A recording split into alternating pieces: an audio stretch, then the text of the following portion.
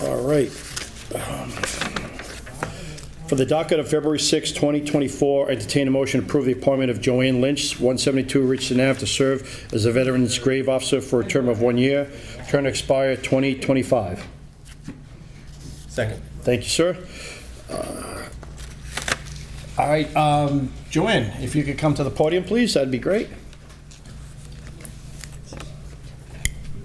She's got a bit of a case of laryngitis, so I'll have to go easy with her. Good evening, everybody. I don't sure know what to say. Just your name, address, and why you want to serve on the. My name is Joanne Lynch. I live at 172 Richardson Avenue, Attleboro. I've been a member of this community for 40 years. My husband's a vet.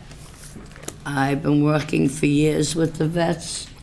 And when Phil Audette, who was the past Veterans Grave Officer for 15 years, became ill, I assisted him with contacting funeral homes, placing flags on graves, and getting all the documentation that I could, including their DD-214s and their death certificates.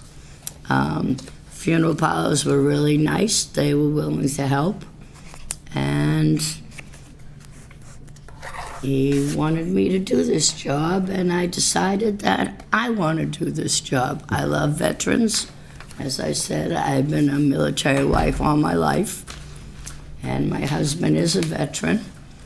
And I've worked for years with the VFW and the American Legion on Park Street in Attleboro, and I just think that I would be good at this. Well, I think you're obviously a great choice. It's going to be a perfect fit.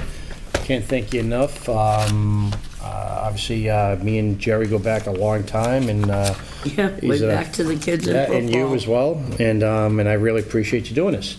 Any questions? Just that I have ultimate confidence in you.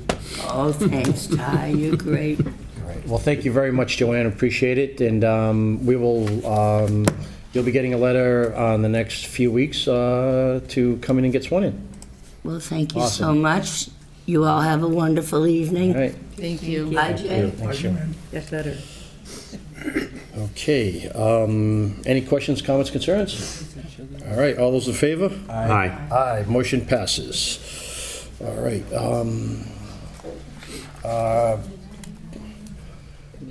Counselor, Honorable Peter Blair, ex-counselor.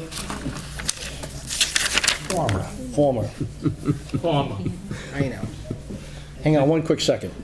From the docket of February 6, 2024, entertain a motion to approve the appointment of Peter Blair of 50 Ridgewood Road, Attleboro, to fill an unexpired term of the Board of Police Commissioners, term to expire 2027. Second. Thank you, Councilor Tavares. Okay, Mr. Blair. Thank you. It was really an honor to get my name sent down. It is a passion of mine, and you people that have served with me, or I've served with you, know that I'm very passionate about public safety and the police department in particular. It was with mixed emotions I didn't run last time, really. And after the election, I sort of had a hollow feeling that I didn't have anything to do. So I asked the mayor if she'd find me something that I thought I could be of use, and some of my expertise in the past would come forward.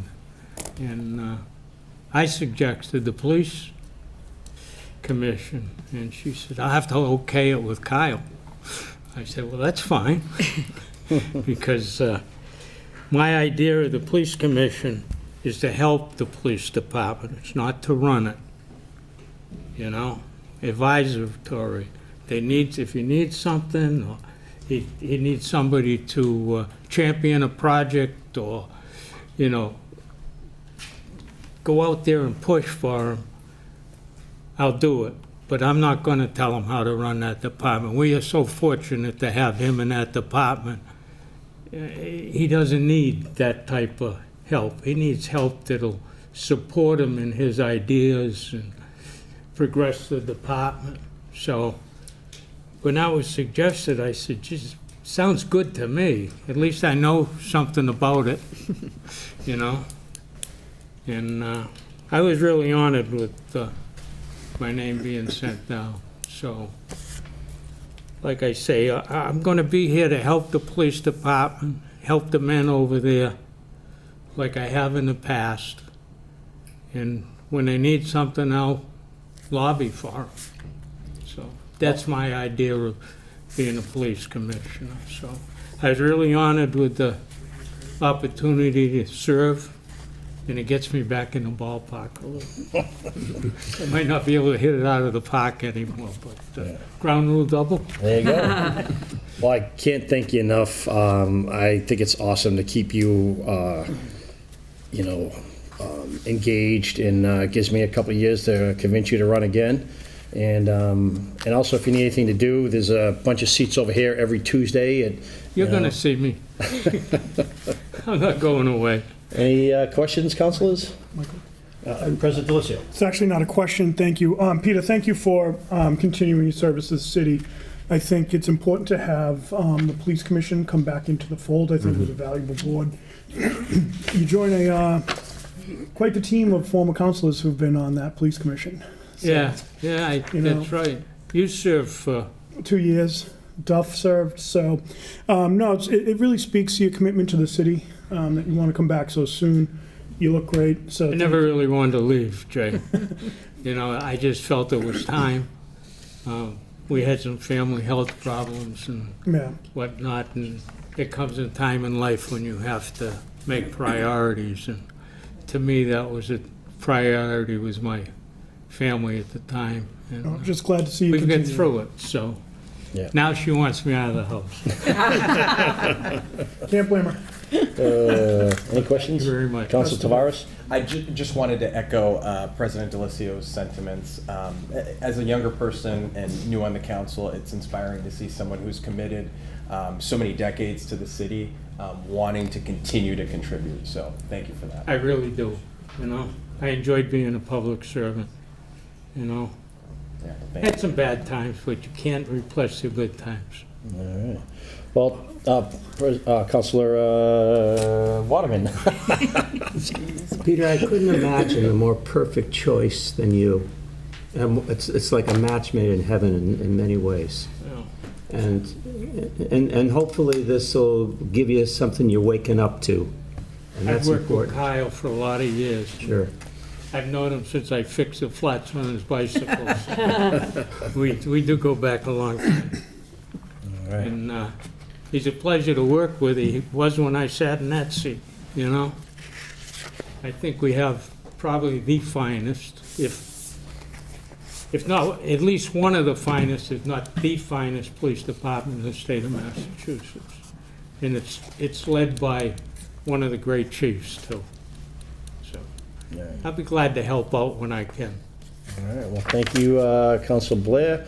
And I guess we'll see you at the Dairy Carousels some There you mornings. go. All You right, know where Kyle. to find me. All right. Thank you. Thank All you. right. Thank you all. All right.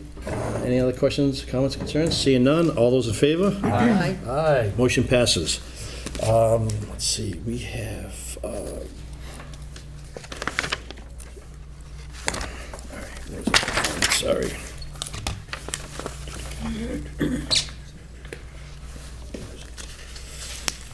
Jonathan Wright. Looking for the hands. Sick. Jonathan is with the zoo. He's our new zoo director, and we're obviously very happy to have him. He comes with a lot of experience, and he's already hit the ground running, and we wanted to come up and let him introduce himself. Yeah, I would, first of all, good evening to council members. It is truly a pleasure to not only be here, but also to be in the community. For the sake of brevity, if you've seen our local media reporting and read them, that kind of gives you a little bit about my bio. We're really excited to do that. I am actively learning about all the finances, operations, and things like that. I am trying to make plans for the future as well. So really the only thing I'm asking is for your help the community's input to help me kind of create and work off our master plan that was suggested by members of the community, so we can actually make some of those plans come to fruition, and really exciting time for me and the institution and the community. And what is your address, John? for the Oh, my record? address is 62 Longsdale Avenue, Pawtucket. All right, great. Pawtucket, not Pawtucket. So, please correct me, I just know to leave the Oz off a lot of my words, and I think I should be I fine. think you're doing great. All right. I've heard a lot of great about you, and I know they were very happy to get you here, and looking forward to seeing some of the great things that you do. Any questions, guys? Well, I'm glad you're here, and I'm curious, what was one of the biggest things that made you want to come here? I've specialized in management for a lot of small zoos. And my first small zoo was Hattiesburg, Mississippi. And they stopped saying, have you been to the Atlanta Zoo or this zoo? They said our zoo. And I've noticed that a lot more with smaller communities that have a better sense of connection than some of the great tourist attraction zoos like San Diego and Zoo Atlanta and whatnot. But it's just a sense that it's better connected with what the community needs. That's always intrigued me a lot. So hopefully I can find a house in the community, but when I'm out shopping, I was doing laundry at where they buy Big Lots, and I got a chance to meet with some of the people there and actually stir their passion to come back to the zoo, because once again, it's the staff that works there and myself that really will engage the public and get them to also see their treasure in a different mindset and different eyes. And that's kind of a little bit what we're doing. And I think George kind of wrote it. And my deal is we have stories to tell. And so when you come and visit, I'll tell you lots of stories. At some point, you got to go, okay, I got other things to do. But that's why I'm trying to be as brief as possible. Appreciate But we'll have stories to tell. And I think that will engage the community very well. And it's how we exhibit the animals and do what we do through storytelling. President Delicio? Thank you. Nice to meet you. Thank you for coming down. I'm looking forward to seeing what you can do.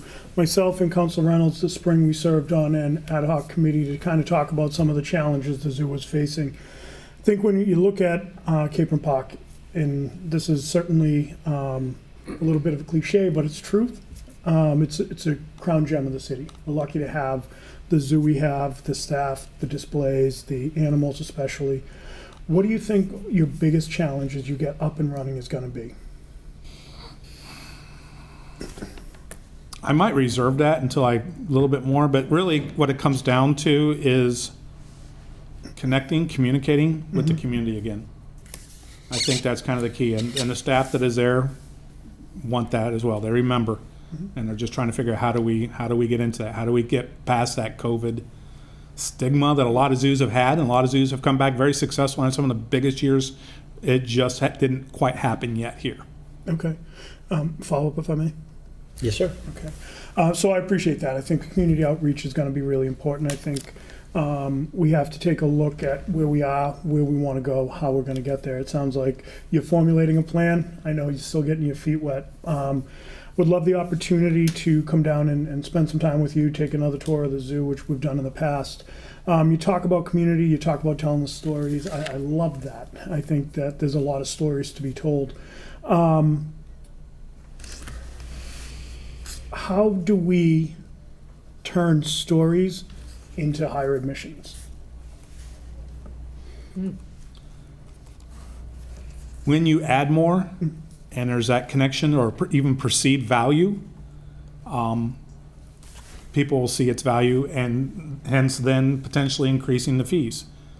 So once again, do we price point ourselves out of the market too, and not a lot of Right. people come. So it's a delicate balance. I would rely on counsel. That's part of talking to the community. Yep. One of the research things I did when I was in Roswell was looking at our price point. And most zoos run about 75% of a movie ticket. Yep. And that's for small zoos, that's about your benchmark for that. Strangely enough, they run 125% for an aquarium over that of an. So, but people have entertainment dollars. You budget your entertainment dollars, they go see a movie and whatnot. We just have to make sure we provide the same amount of experience for the dollar that our visitors in the community will think is a fair evaluation for the experience we offer them. Love it. Okay. Thank you. Thank you. I appreciate you answering the questions. I know they're not easy, but it's kind of what our I role am is, here to right? serve, whatever Yeah. you guys need. And we please want to come. be a good partner with you. Yep. So certainly looking forward to working with you. And if, certainly keep the lines of communication open and want to continue to support a zoo that I've been taking my kid to since he was 6 months. He's now a senior in high school. Yeah, I have Don't make me do the math. well, I'm 54 and I have a 1.5-year-old, so I'll be doing this for a while. Oh, yeah. I have 5 kids, one that's getting ready to enter high school and whatnot. So we're really looking, once the house sells and the move happens. And, No good zoo you can take him to. well, here's the deal. That's also been one of our challenges. There's 7 good zoos and institutions, and we want to partner with them, but we want to stand out with our own uniqueness as well. Great, thank you. Yep. Awesome. Yeah, I just want to say thank you, John, for moving cross-country and wanting to be a part of our community and hopefully, move forward the zoo into the future.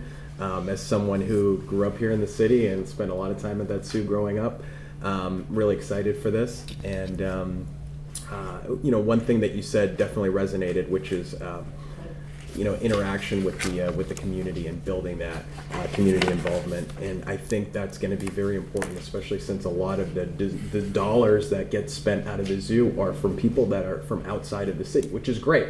But I think building that within the city among the residents here in Attleboro is going to be important as well. So I'd love to hear that. I would be wary of raising fees and things like that. I know obviously you reserve some judgment there based on integrating into the zoo and figuring out what's what, and that's going to take a while, so I understand that. But overall, very excited, so appreciate that. It's my goal as well, is not necessarily, that fees are your guys' deal. I just make the recommendations. More heads to the gate equals more revenue. That's my goal, more than anything at the moment. Great. Well, thank you very much, John. Appreciate it. I know you got another place to go to. Yep. So thank you, and we'll be talking to you soon. Okay, thank you, everyone. Thank you. All right. All those in favor? Aye. Aye, motion passes. Okay, Aiden, if you come on up, I'm going to grab Aiden's. Okay, for the docket of February 6, 2024, I entertain a motion to approve the appointment of Aiden Rivet to fill an unexpired term in the Youth Commission, term to expire February 2027. Can I get a second? All right, thank you, sir. All right, Aiden. My name is Aiden Rivet, and my address is 77 Peckham Street. I want this position because I hope this commission exposes me to these opportunities, and I believe this commission brings together all different kids to debate meaningful issues in our community. Well, thank you very much, Aiden. You're going to be joining a great group of youths, and they do some really good things in the community, and we're looking forward to having you on there. Any questions? Anybody? All right. What are you looking forward to the most? Oh, President Delisio. Oh, I'm sorry. Oh, I'm sorry. So Aiden, thanks for coming down. Just a little fact for everyone, Aiden's been to the last 2 Youth Commission meetings, jumping in, asking some questions, him and his buddy Logan, which I get your names right this time, right, buddy? Yeah. So, no, really looking forward to it. Glad to have you coming down. Already we're going to see a lot of the energy you bring, and the chairs in the back, Alex Sawyer's here, so here to support you, so that's awesome. So congratulations, and you're going to do great things. Thank you. Council Waterman? Well, I was going to congratulate you as well. I was hoping to find out, name one thing you're really looking forward to here. It's not really just one thing. I just really hope to improve the community of Attleboro. Council Sawyer? That's good. Hi, I just want to say, great to see more people coming in on the Youth Commission, and thanks for coming here and being part of it. All right, thanks, Aiden. I appreciate it very much. Okay, all those in favor? Aye. Aye, motion passes 3-0. Okay,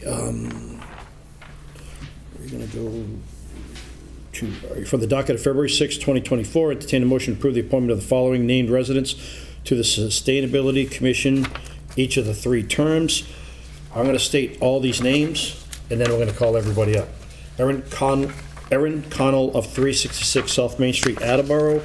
Mike Davis of 99 Thayer Farm Road, Attleboro. Al Henry of 24 Hutchinson Road, Attleboro. Tucker McGulty of 50 Thayer Farm Road, Attleboro. Ethan Pipes of 1521 West Street, Attleboro. Kenneth Solomon of 84 Sentinel Hill Road, Attleboro. Dan Schillinger of 343 Lindsay Street, Attleboro. Dave Rollins of 57 Orchid Lane, Attleboro. Term to expire February 2027. Second. Thank you, Councilor Tavares. All right, Erin, if we could have you up, please.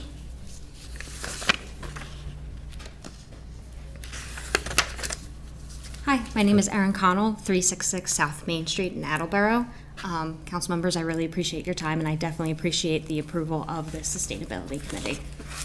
I want to just let you know a couple reasons of why I'm interested in being a part of this community. I've only lived here for about a year and a half, but if all goes well, I'm planning on being here for many more decades to come. I want this to be a home for myself and for my family, and I therefore see it a responsibility of mine to make sure I go forth and actually work to create those changes and make sure that it is a good community going forward. All right, well, thank you, Erin, very much. Any questions? Well, I can, I think this is a long time coming for this Sustainability Commission. It's been, it's going to be a good thing for the city to have, and I appreciate, I know you guys put a lot of hard work in this already, and looking forward to you guys being, taking care of this and get it going. Well, thank you very much. Appreciate that. All right, next up, unless, any questions? No, all good. All right, next up, please. Mike Davis. Well, good evening, councilors. Mike Davis, 99 Thayer Farm Road, Attleboro. And just basically why you want to be part of this? Sure. Well, it's been quite a journey. It's actually started about 2 years ago this week that we started writing the environmental master plan. And the first recommendation of that plan was to create a sustainability commission and begin to match the infrastructure of about almost 60% of other Massachusetts communities. So it's great that, you know, we're on this 2-year anniversary and we're at this point where we've got a commission and we've got a lot of folks that are interested in being on that commission. It's a brand new commission, so there are no rules and regulations. The job of the commission is going to be to help advise where better choices are that are going to be in a more sustainable direction. So you've heard me talk a few times about the commission itself and what its role is, and great that we got the ordinance all buttoned up, and now we're ready to put tires to the ground. Great. Any questions? Councilors, President Dillon? No? Well, thanks, Mike. Appreciate it. Thank you very much. All right. Appreciate it. Thanks, Mike. Thank you. Al Henry?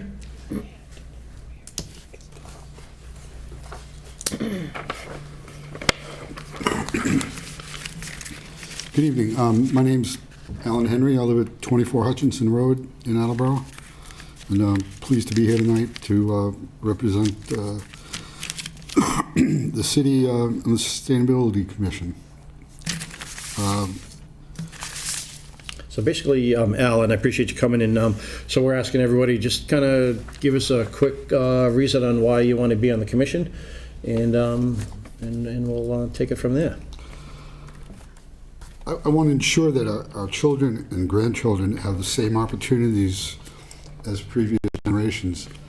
In recent years, there's been increased activity in hurricanes, and the temperature of the Gulf of Mexico is rising.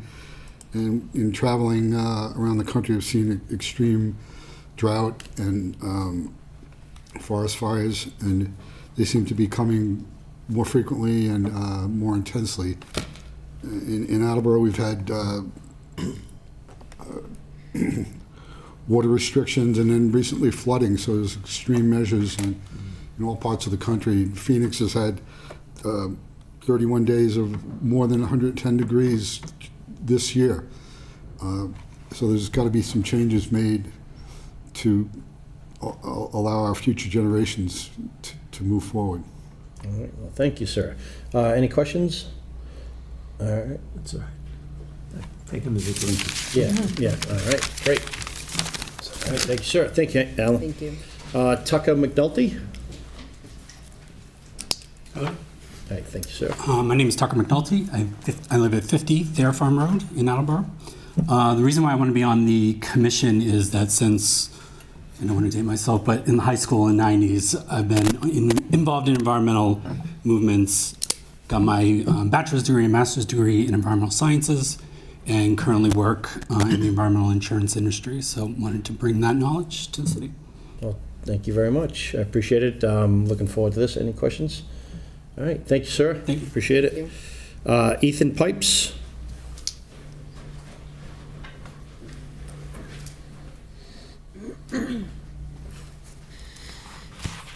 Hi, my name is Ethan Pipes. I live at 1521 West Street, Attleboro.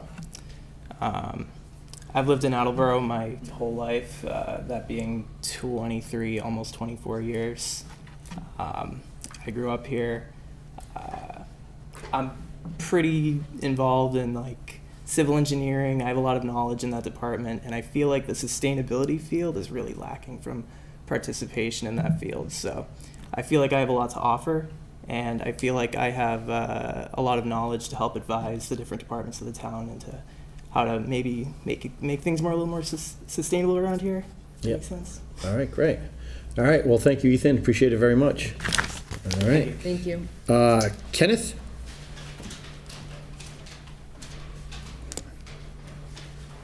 Good evening. Good evening. My name is Ken Foley, 84 Sentinel Hill Road, and I'm in Attleboro, Mass. And the reason I'm interested in the Sustainability Commission is to expand my life experiences to share.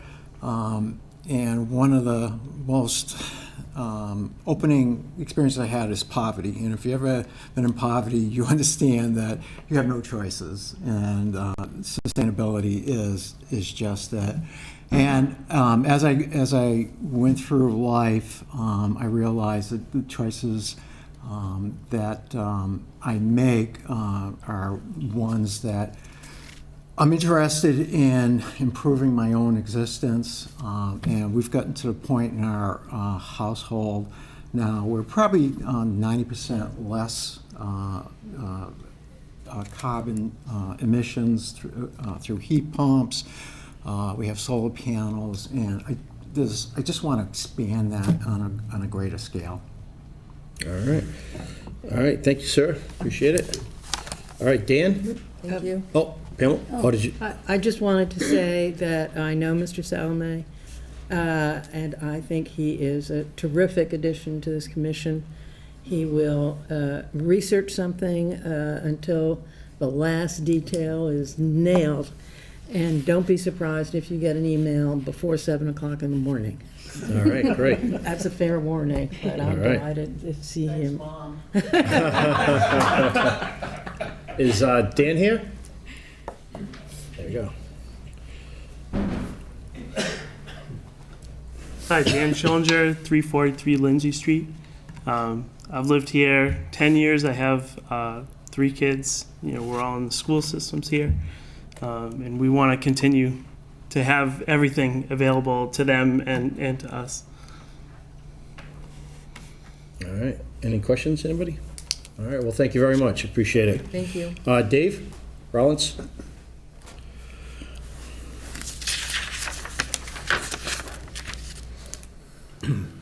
Good evening. I'm David Rollins. I live at 57 Orchard Lane in Attleboro. Actually been a resident here for 38 years now, so I've lived here longer than I've lived any place in my life. And so why do I want to be part of the Sustainability Commission? Well, in those 38 years, I've seen a lot of changes in the city. And having lived off of Pike Ave, which was a pretty rural and bucolic neighborhood, my wife and I did a lot of hiking around that area. And over the years, we've seen a lot of development, and I'm not against development, but I think we can try to make development in the city a little more sustainable so that living here in the city in the long term can make it sustainable for all of us. All right, well, thank you very much. Any questions? Thank you. All right, thank you, sir. you. All right, all those in favor? Aye. Aye, motion passes 3-0. Congratulations, Mr. Davis. Thank you for all your hard work. And everybody else. All All right, from the docket of February 6, 2024, entertain a motion to approve the appointment of Christopher Lawrence of 10 Como Drive, Attleboro, to fill an unexpired term on the Cable Advisory Commission, term to expire February 2025. Second. Thank you, sir. Good evening. Sorry, Christopher, I meant to get you up, and somehow I missed yours, and but now we got you. Thank you. That's good. I'm good. Good evening. My name is Chris Lawrence. I live at 20 Como Drive here in Attleboro. 20-year resident. I'm asking to be appointed to the Cable Advisory Board. I have 35 years in the telecommunication business, both as a technician, managerial, 2 different companies, 33 in one company, 2 in another. I want to use my experience that I have, for the city of Attleboro. I didn't want to do this. I wanted to do this prior, but I didn't want anybody thinking I was utilizing my where I was working. I didn't want any improprieties seen. So I waited long enough. I saw the opening. I applied for it. I want to use my knowledge, my experience for the city of Attleboro. I was a technician here back in the 80s and 90s. I was a manager, twice in the mid-90s and then again back in 2014, 2015 area. I know Attleboro. I know the infrastructure as far as, both companies that are serving, our constituents, if you will. So I want to be able to help out where I can. I've worked with the franchises when they were doing the franchises. I've worked with government affairs, with a large company, which I won't name. I'll tell you on the side. Like I said, I have all this experience. I've been here for 20 years with my family. My kids are in school here. My grandkids are in school here. My kids live here. I don't plan on going anywhere, but I want to utilize my knowledge, my experience to help the community. Thanks, Chris. Appreciate it. Now, when you said the 80s and 90s, was that inland cable? No. Was that a different? New England Telephone. New England Telephone. Okay. All right. Okay. All right. Great. I'm sorry. I should have added that. I went all the way through. I was the old copper tech, the old DSL before DSL dial-up. Yeah. And I was at the forefront of and I hate to say it because we don't have it, the Fios rollout with the video. Yeah. When I retired from Verizon, I got hired. I was actually called and went to work for Frontier when they opened up their Fios out in Connecticut. Wow. And after 2 years, my position, I was a director of operations for the eastern side of New York. They wanted me to move lock, stock, and barrel, and I'm like, no, I cannot leave Attleboro. If you can take Attleboro and move it somewhere, I'll go with it. But, so I said, no, thank you. I wasn't moving to New York or Pennsylvania. I stayed here. All right, great. Any questions? No. All right. Councilor Reynolds. I just have a quick one. First of all, I'm appreciative that you're doing this, and especially with all of the knowledge you have. You're well aware, I'm sure, that you're going to get all kinds of people complaining about this, that, and the other. Absolutely. Yeah, and it's great that you have the background to acknowledge it and maybe answer them and give them some hope that things might improve. Absolutely. Believe me, I've heard from my years, just talking with people, and they found out where I used to work, and they go, well, what about this and what about that? And it's like I've talked to people up in the Hillcrest Acres side. I've talked to people out, a gentleman was just from Pike Avenue, out there, I hate to say it was the land that time forgot, when it came to it, but on both companies, the old inland cable, which is now Comcast. They have a lot of bad defective plant out there. Verizon has a lot of old copper plants still out there. They're working slowly to get rid of it because they don't want to pay for 2 networks. At least I have the inside scoop of what's going on. And I can find out when it's going to happen for us. That's great. Appreciate it. All right. Great. Well, thank you very much. All right. Thank you. Thank you. I'll talk to you soon. All right. All those in favor? Aye. Aye. Motion passes. All right. And I think I have everybody. Okay, great. All right. From the docket of February 6, 2024, I entertain a motion to approve the appointment of Deborah Gould of 386 Washington Street, North Attleboro, for a 2-year term as auditor, term to expire February 2026. Second. Thank you, Council Tavares. We're obviously very lucky to have Deb here, and this is great that she's going to continue with us. And I mean, I don't think anybody could say enough good things about Deb. I would say one word, invaluable. Absolutely, absolutely, absolutely. All right, any other questions, comments, concerns? All right, seeing none, all those in favor? Aye. Aye, motion passes 3-0. From the docket of February 6, 2024, entertain a motion to approve the reappointment of Virginia Stewart Becker of 101 South Avenue, Attleboro, for a 2-year term as council assistant, term to expire February 2026. Second. Thank you, Council Tavares. I do a third? I'll take a third. Thank you. Obviously, we're incredibly lucky to have Virginia keep all 11 of us under control, because that is not an easy thing to do. And she does a fantastic job at it, and we're very lucky to have her continuing on. Any comments, questions, concerns? No, obviously, there's not going to be any concerns, so I don't think I'm going to allow that anyway, so we don't need it. So, President Delicio? No, just with Deb and Virginia, can't thank them both enough for the support they give. Virginia, it's a pleasure to work with. I talk to Virginia sometimes 4 times an hour. So definitely the right people in the right place. Absolutely. All right, all those in favor? Aye. Aye, motion passes 3-0. All right, let me get to the next one. All right, from the docket of February 6, 2024, entertain a motion to approve the following changes to the personnel rules and regulations for exempt employees. Article 19, hazard duty pay, EMT stipend, AED stipend, by adding the body camera stipend, paramedic and certification differentials. Article 23, travel time, Section 1, the police chief, deputy police chief, and the police captains, non-union, shall be compensated for travel time in the same manner and in the same amount provided for in collective bargaining agreements for covering the employees of the department to take effect 7/1/24. Second. Thank you, Councilor Tavares. So obviously, this is a very good thing, and they're going to get the stipend, which is going to be prorated for the first year. It's going to be, I think it's $850 or $825. Sorry, $825, and then for a course of a year, it's going to be $1,650, and this is contractual, and this is going to be a good thing for the city and for the police force. Any questions, comments, concerns? No, that's fine. All right. Seeing none, all those in favor? Aye. Aye. Aye, motion passes 3-0.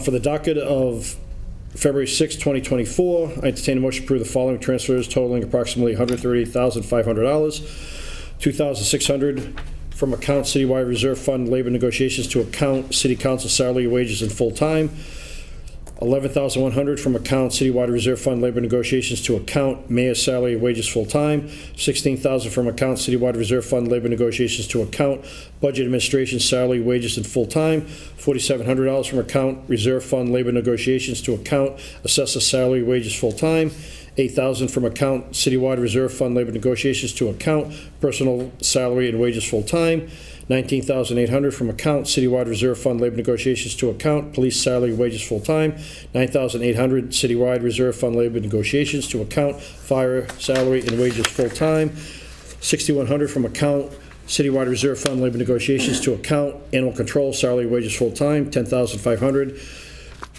from Reserve Fund Labor Negotiations to account Health Services Salary, Wages, Full-Time, $20,000 from account Citywide Reserve Fund Labor Negotiations to account Council on Aging Salary, Wages, Full-Time, $4,200 from account Citywide Reserve Fund Labor Negotiations to account Veterans Benefits Salary, Wages, Full-Time, $5,200 from account Citywide Reserve Fund Labor Negotiations to Library Salary, Wages, Full-Time, $20,500 from account Citywide Reserve Fund Labor Negotiations to account Recreation Salary, Wages, Full-Time. Second.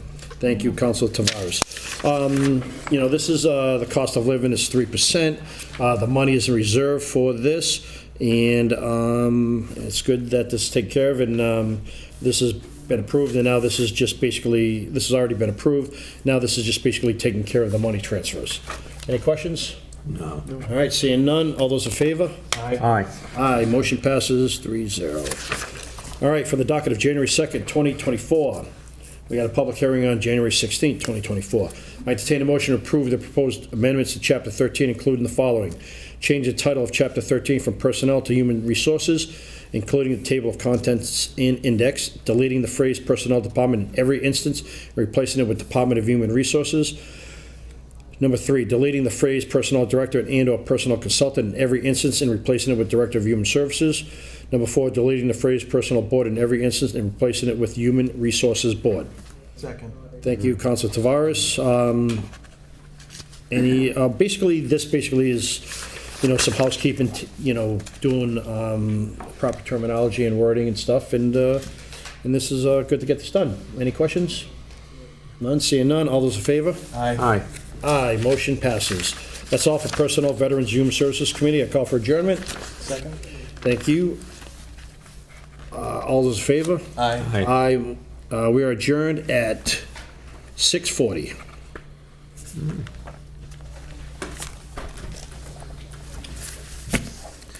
Thank you. I'd like to call the Finance Committee to order at 6:40. On the committee is myself, Councilor Reynolds, Councilor Tavares. We have a guest today, and I'd like to call Ms. Fierick to come present some information from the economic development and just a general status update for now, and then later on we'll talk a little bit about 135 County Street and get a little bit more in depth there. But for now, take it away. Thank you very much. Catherine Fierick, Economic Development Director, also a resident at 160 Pine Street here in Attleboro. This is an every so often update. I really try to do these twice a year, but I obviously was on maternity leave, so it's been quite a while since the last one that I've done. So a lot has changed, and this is just getting all of the familiar faces as well as the new ones up to speed on everything that's going on in economic development world. This is just an agenda for it. I'm going to kind of divide it into development projects because people like to hear how those are going, grant projects that are underway, policy and funding priorities, what we're advocating for at the state level and federal level in the coming year. A little item for the community engagement manager, that's a position that council funded a little over a year ago. And hopefully you're all very happy with her work so far. I certainly am. And then looking ahead to the year that we're in currently, 2024. First and foremost, we do have an official mission statement. This is also up on the city website now for our office. We're trying to build upon our unique industrial heritage, grow our historic downtown, strengthen our local workforce, and increase awareness and economic opportunity for all businesses and residents. In short, I like to say my job is to increase the tax base of the city without increasing the tax burden upon individual businesses and residents. And that's done through a number of areas, expanding the number of commercial, industrial, and multifamily or mixed-use projects, because those carry more of a heavy tax rate per acre, typically speaking, than single family. Strengthening existing businesses to reduce vacancies and increase property values. Promote density in strategic areas to maximize revenues per acre. Again, very, very important to get your bang for the buck if you're talking about development in a city like Attleboro. And finally, pursuing grant funds to offset city expenditures on services and infrastructure. For the development projects overview, we're continuing to attract attention, far more than I would have thought possible given the financial constraints that we're under right now. As everybody's aware, interest rates have gone up significantly in the last couple of years, and before that we saw a sharp uptick in construction costs. However, we're still seeing a wide amount of interest, some in the industrial sector, a lot in the multifamily residential and mixed use categories, and we're also welcoming new businesses. We've seen quite a few new businesses in our downtown in the last couple of months.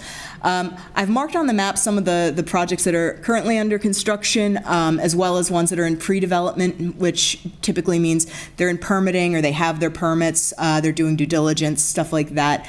And we've also marked some strong prospects. So the colors are not that great under the lighting here in the chambers, but the projects that are under construction, obviously everybody can see 27 to 39 South Main Street now. Even if you're coming up County Street, you can see the back of that building. We're also well along on 54 Union Street, 1 Dunham Street, and that's a market rate, commuter-oriented adaptive reuse project of our former mill building there. And then the other green dot is actually, it's and not yet under construction. It should be yellow, but they have their permits, and that's the transition of Park Place on Park Street and Railroad Ave from office space to residential. Pre-development includes everything from the Gob Shop building that's right there on Sanford, which they are applying for permits for additional housing units on site. We've got additional interest and a new owner for the Santander building. Sturdy Memorial is actually, now that's under construction, so that's a little out of date, to do improvements to their ER as well as a new medical office building on their site. And finally, the Lampco Mill building is under purchase and sale agreement, and there's a new developer looking to revitalize that mill, hopefully keep the business tenants on site, and construct residential units within that structure as well. So there's a lot still happening. There's still some strong prospects. We're hoping to have a few more properties hopefully enter the purchase and sale agreement in the coming months. But there's a lot going on. An additional prospect that's up on the map that I'll talk about later is 53 Falmouth Street. This is a city-owned tax title property. It was the former American Metal Crafts building, and a couple years ago, the structure was still standing. The city's invested a lot of money in this building, demolishing it. We've received one grant, now two. We completed one grant last year for the remediation of residual contamination. Unfortunately, in that process, we found 2 underground storage tanks that need to be shipped off-site, as well as a couple more injections into the groundwater to make sure that the structure is safe for future development to the most stringent standpoint, which is residential. So we'll get that property ready to go, and hopefully by the end of this year, it'll be ready for the city to release for redevelopment. Grant updates. Sure. On the previous, are there any questions on the previous slide? Sure. And just, I counted 3 properties under development, 4 under pre-development, and 5 strong. It should be 2 under, well, I guess 3 because, yeah.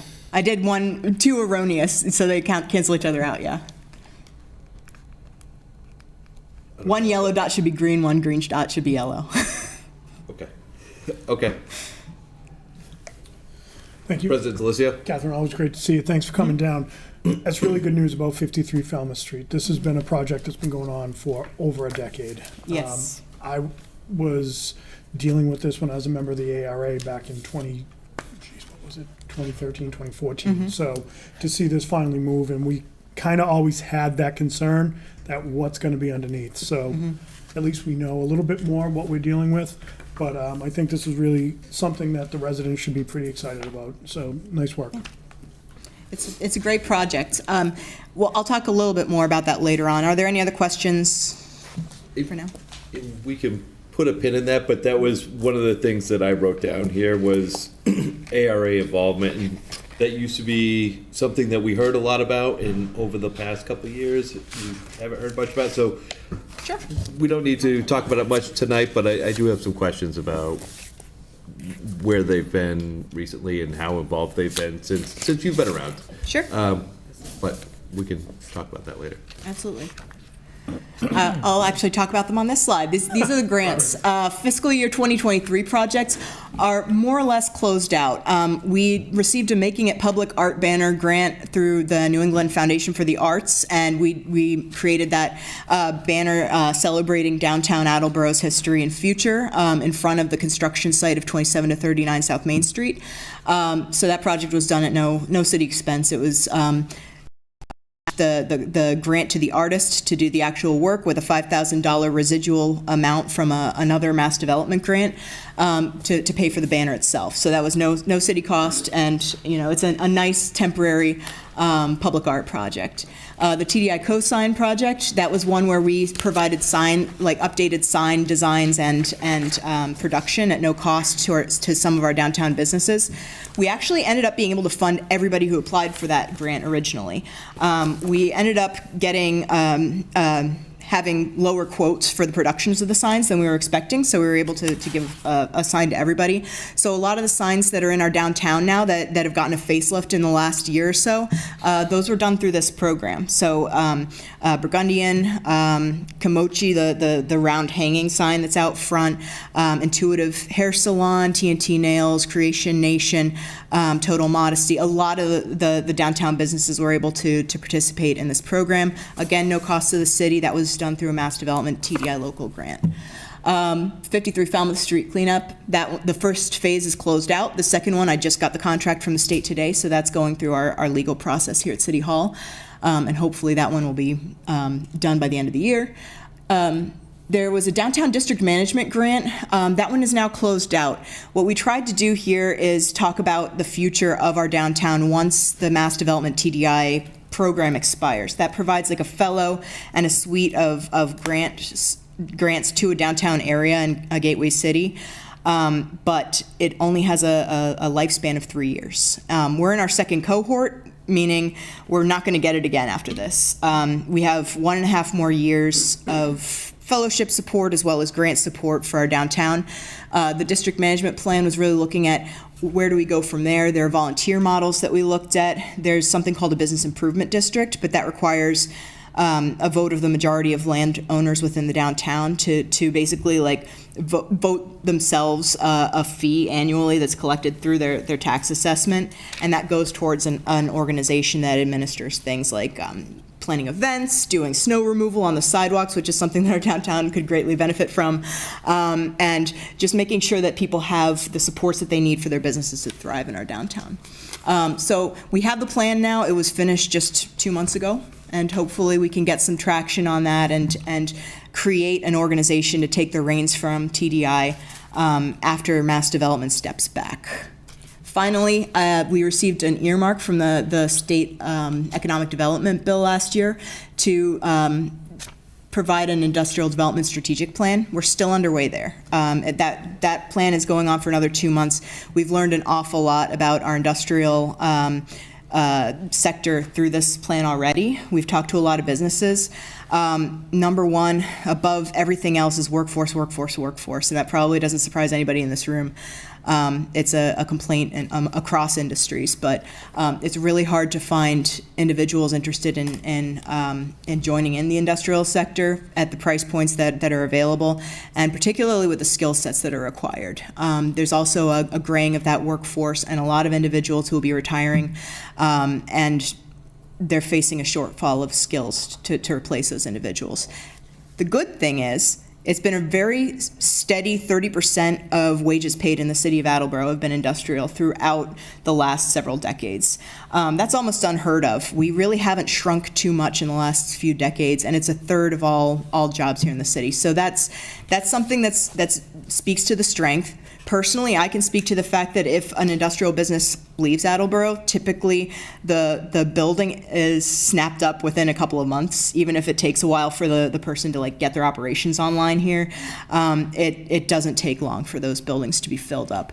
Our weakness, though, is that we have very low inventory when it comes to industrial properties. We have a lot of land, but what's left is challenging to build on, and a lot of people don't want to waste their time building to suit anyway. So hopefully the strategic plan will point us in some good directions when it comes to both supporting businesses that we have here as well as attracting the kinds of diverse businesses that we want to see.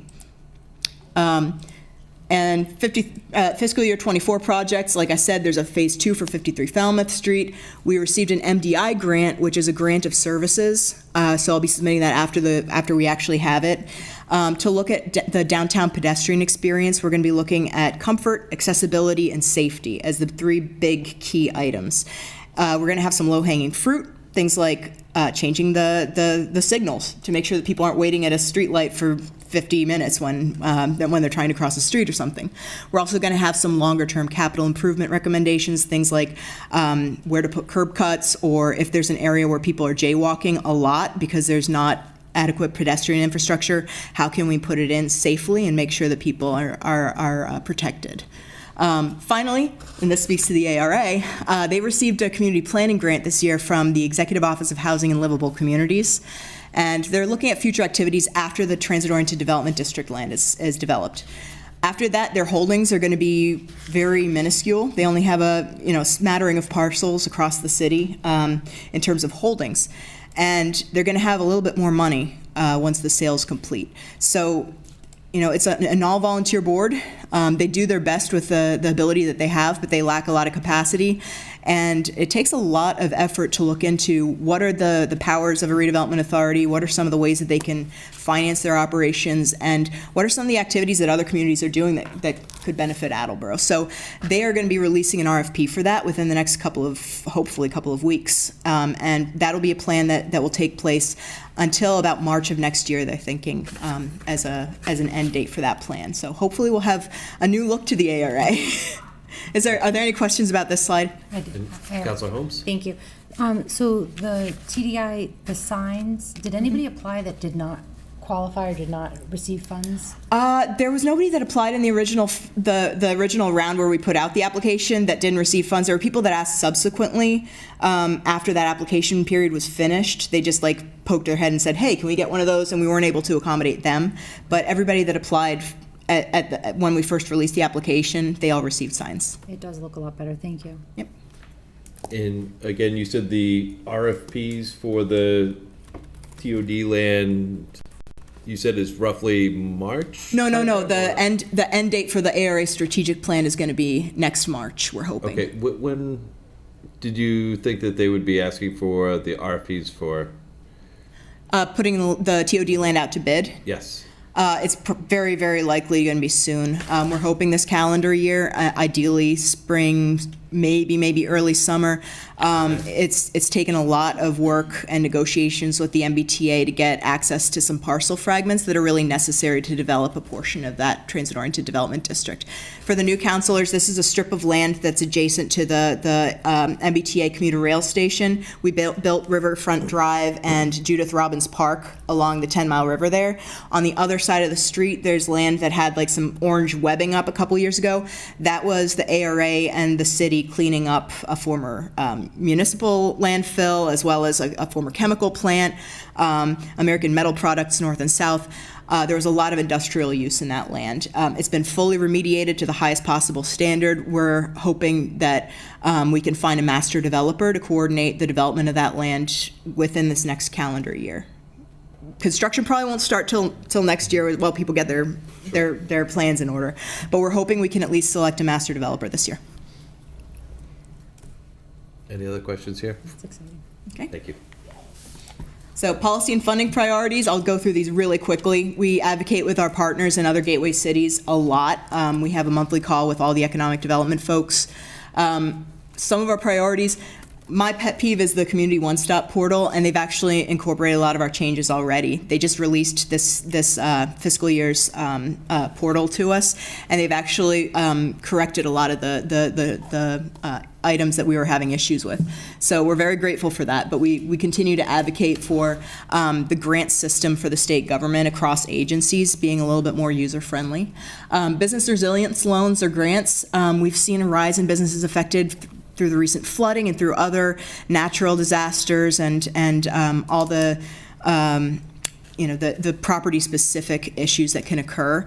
And these are things that aren't necessarily covered by insurance, but they can kill small businesses. But just a little bit of support could potentially keep these businesses open, continue to provide jobs for the individuals that work there. So we've been in conversation with some of our legislative partners at the state level, and we're really trying to find a recurring source of funding that we can tap into when disasters like this strike. The Sustainability Commission, who was here tonight, this is really in line with them, because these are primarily due to flooding, which is supposed to increase in our region for the next several decades.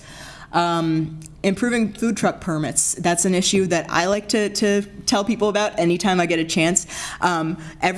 every time you go to an event and there's a food truck there, they have to get a food permit in that particular municipality. Here in Massachusetts, they don't transfer across borders. So you could be a food truck that's based out of Rehoboth, and you might decide not to come to Attleboro because you don't want to have to pay the several $100s to get another permit in another community. Rhode Island doesn't have that restriction, so a lot of our Attleboro trucks do events in Rhode Island because it's way cheaper. They get one permit and they're good to go. So that's just a little tiny service thing that we could do for our small businesses. Other supports, grants to entrepreneurs to open in target areas, grants for online ordering or appointments, resource fairs. We just have to find a source of revenue for that, whatever it may be. We do have a little tiny bit of remaining ARPA funds. I'm trying to design a quick program that can at least do some of this stuff that's COVID related. Things like online ordering are a logical fit to me, but I have yet to really gel out what I want to do with the little tiny bit of ARPA funds that we have remaining. Finally, brownfields redevelopment and surplus properties. These are, I'm not going to say low-hanging fruit because they're not. A lot of times if it's city-owned property and you want to do something like, say, mixed income or affordable housing, you have to wait a couple of years under a purchase and sale agreement because it takes multiple years to get the necessary tax credits to create these projects. So it's not really low-hanging fruit. And brownfields obviously cost a lot of money, but thankfully we've been very successful in getting grants to do this kind of work. But these are projects that really improve neighborhoods immediately. They're empty properties, they're not on the tax rolls, or if they are, we're probably not collecting on them. So they're a good way to add necessary housing units while relieving the shortage and improving public health. Any questions here? Thank you, Councilor Kovas. It sounds simple, but improving the food truck permits, I'm right there with you on that, because if you go to Roger Williams, it is unbelievable the amount of food trucks. And I have a lot of people reach out to me about it would be great at the functions we have to have more food trucks there. And obviously, I didn't realize the obstacle that they have to deal with and everything, but there you have it. But if that's something I know that's a big task, but if that's something that could really help out a lot with the city and stuff, and to have more of the food trucks, that would be great. I think it would help everybody. It would help small businesses. You don't think of food trucks necessarily as small businesses, but they are, and they often support a household. Yeah, absolutely. Councilor Tavares? Yeah, so just to follow up on that comment, so what would be the, or a proposed solution for sort of overcoming that impediment at this point on the permit? It needs to be taken care of at the state level. It's not something that we can do as a city, unfortunately. We've got to advocate through our legislators on that. And there's plenty of appetite. It's just that we're facing so many crises right now that it's kind of hard for the little tiny nagging issues that still take a lot of work to get their way through the process. But it's one of those things that every time I'm with my peers, we like to remind people of, for sure. It's one of my priorities for this year to just increase beating the drum and trying to get that support, because I know it's there. It's just you got to translate the support into action, and that's the hard part. Just wanted to make sure I understood correctly. So good. Yep. And can I ask a follow-up question? Sure. In terms of the last item, potential brownfields for development, do you know offhand how many sites in the city right now might be ripe for those sorts of opportunities? Ripe for opportunities is an interesting question. I would say there's obviously 53 Falmouth Street, which is a city-owned property, so a lot of things are easier. There's another property that we have recently elevated as one that we really want to focus on this year, and that's the former Levens Award property. The city owns the rear portion of it and the lagoons, which are the messy part. That's at 41 Summer Street. So it's John Williams area. So that would be another prospect for getting one of these grants. I think that would be a really attractive property for industrial development because, again, it's the major problem we have is we don't have enough built structures for these businesses to go into, and that's definitely a structure. So it would be nice to do that one. Other brownfield sites don't have as much opportunity. Like, for example, we've got the Walton Lonsbury site, and that's actually a Superfund site, so the city really doesn't have the opportunity to take a direct role in it, and its prospects for future use are limited just by the extent of the contamination. Other other areas, I mean, we have brownfields that have been cleaned up and turned into parks and things like that too. So there are other opportunities to activate these sites, but I'd say that really in terms of really strong immediate prospects, there are only a couple right now. Okay, thank you. Yeah. Councilor Delissio. and then- Excuse me, thank you. Councilor DeVars essentially took the question I was going to ask regarding the brownfields. I know we've had a lot of success over the years. Question for the food truck. How can we help? Would it be helpful with a resolution? Would it be helpful with a letter of support?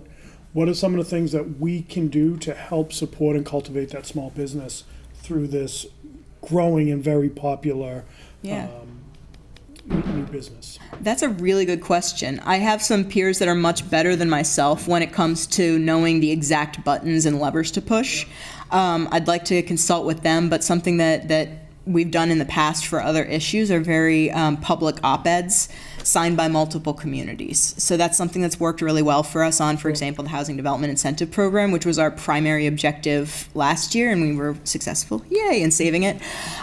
So that's one approach that we could take, and having a full city council voice their support publicly for it would be a great approach. But, soft politics helps too. So just mentioning it to folks that you may know either at the legislative level in the state or in some of the executive offices could be helpful. Good. No, I appreciate that. Just let us, you know where to find us. Yes, absolutely. Every Tuesday night. Yes, absolutely. Thank you. Councilor Lavoy, and then we'll move on. Thank you, Councilor Clovis. First off, sorry for my late arrival, but kind of not really brownfield specifically, but I guess more like redevelopment, and where you mentioned like built out businesses. Would you say if there's an issue with even some of the modern buildings we have not being built out for potential businesses? I know off the top of my head there's a couple newer buildings downtown that have vacant storefronts. What do you think is the bigger issue there, and potential solutions for that? The big issue for that with the new builds that have perpetually empty storefronts is that they never built out the storefront itself. It's basically metal bars. We are at a unique point in our development in the downtown where things are growing, things are changing, there's more economic activity, but it hasn't yet shown up in our black and white demographic printout. So what you see is very few residents in the downtown, even though that's changed. You see very, very, very low income, economically distressed census tract in the heart of our downtown. We're not yet at a point where a regional or national sophisticated site selector is going to say, yes, I want my business to be here and I'm willing to build this thing out.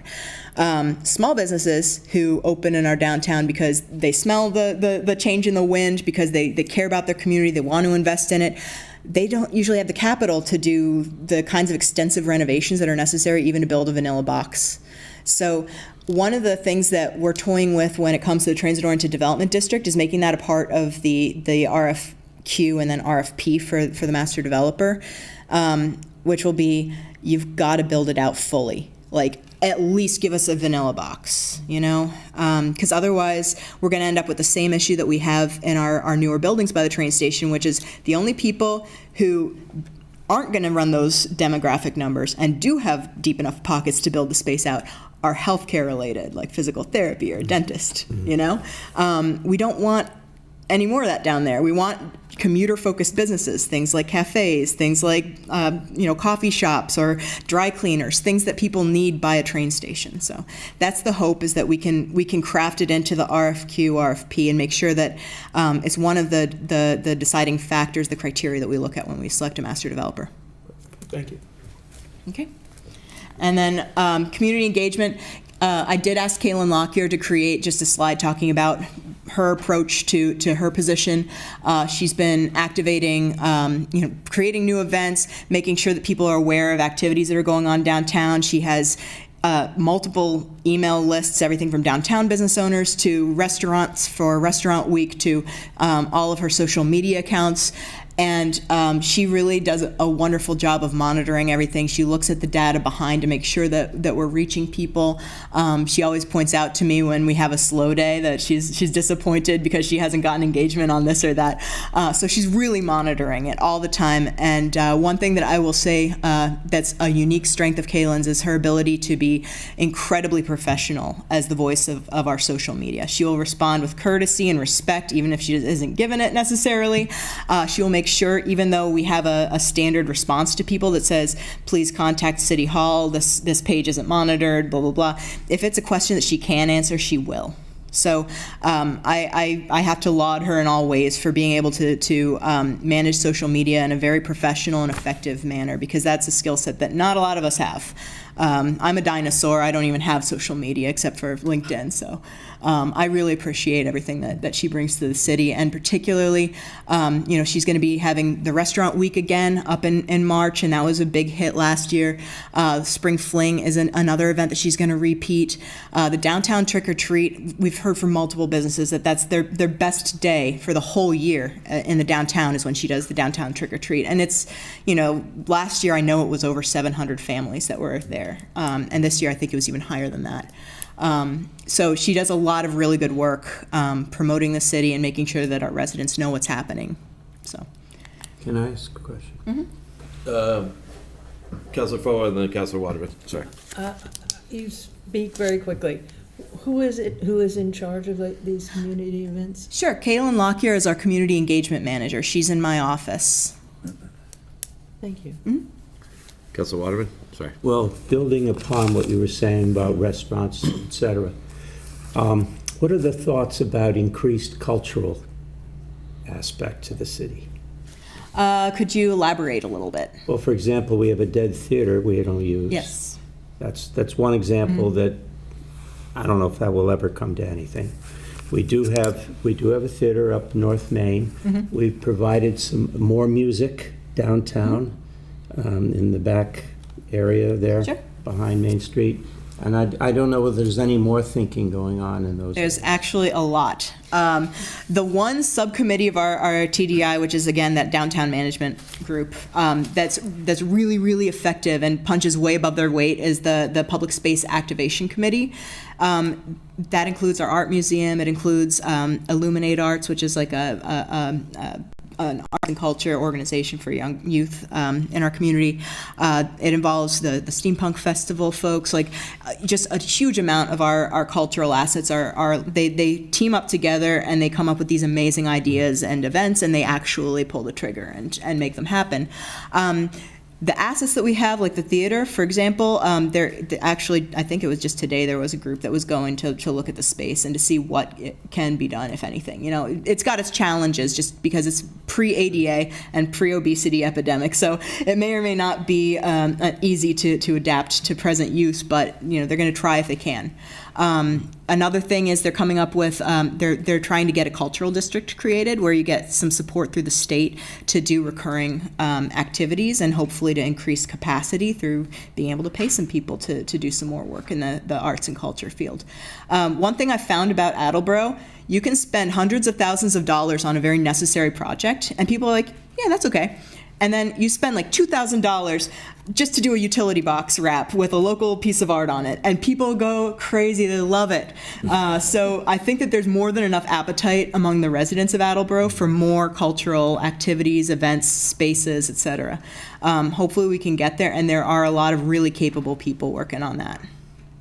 Great. It's good news. Great. And this is just the final slide. This is just active 2024 projects and priorities. I streamlined what I was originally going to talk about. I've already hit on the Industrial Development Strategic Plan. I've already hit on the Downtown Pedestrian Study, 53 Falmouth Street. The only other thing I'll say about 53 Falmouth Street is that we're also going to be testing some of the areas around it just to make sure that there isn't any residual contamination affecting anything else. It's not coming from 53 Falmouth Street. It would be coming from another known site that's in that area. So we're being strategic and we're going to be testing some other properties around there. District improvement financing is a tool that can benefit our central business district. Basically, it's a way where you cap property taxes where they are right now for the district, and then anything above that, you come up with a percentage, 25%, 50%, whatever, of increased property taxes go into a separate account that can pay for things like district management. We could help support a Main Street organization or a DIF with that, though we'd need the private sector to help too, you know.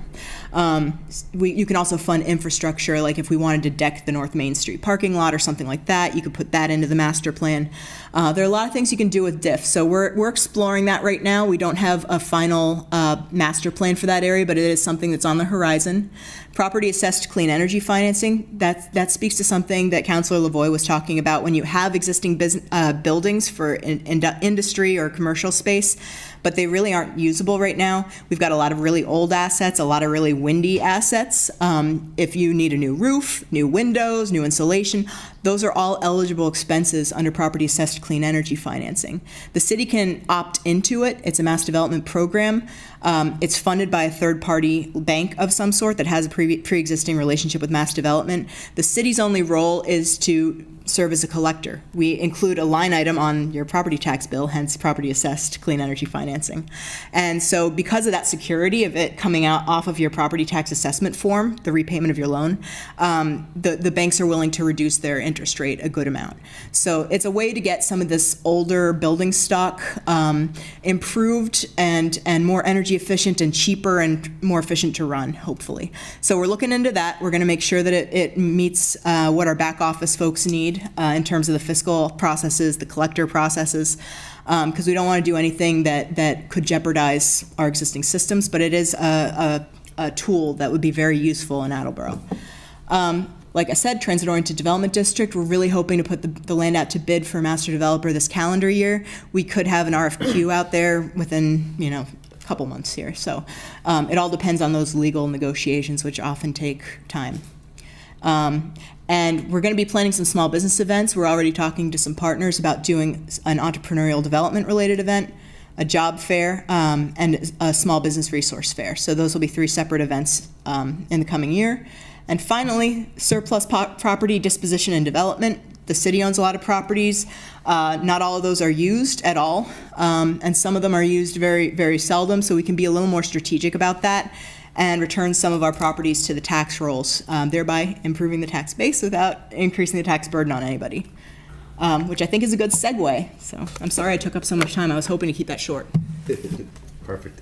Any last questions? Councilor Delizio. So first of all, Kaylin, amazing.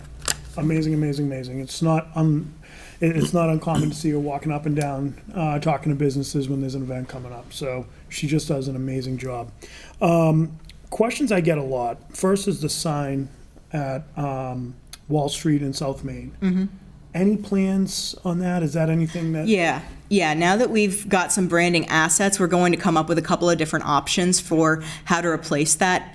It doesn't really serve as a directional sign, but it also doesn't serve as a monument sign saying you have arrived. Right. It's kind of in this weird wishy-washy place between. So we need to decide which path we want that sign to go in, yeah. And we can do a better job of it regardless of which way we go. Appreciate that, thank you. And then any update you can provide about the corner of Park and Union, the Fortune House or George the Taylor? Mm-hmm. So we all miss George. Yeah, the owner, that's a tricky one because I personally would like to see a lot of changes in that area. I would like to see the whole area shored up because the building stock isn't the highest quality at this point since it's been vacant for so long.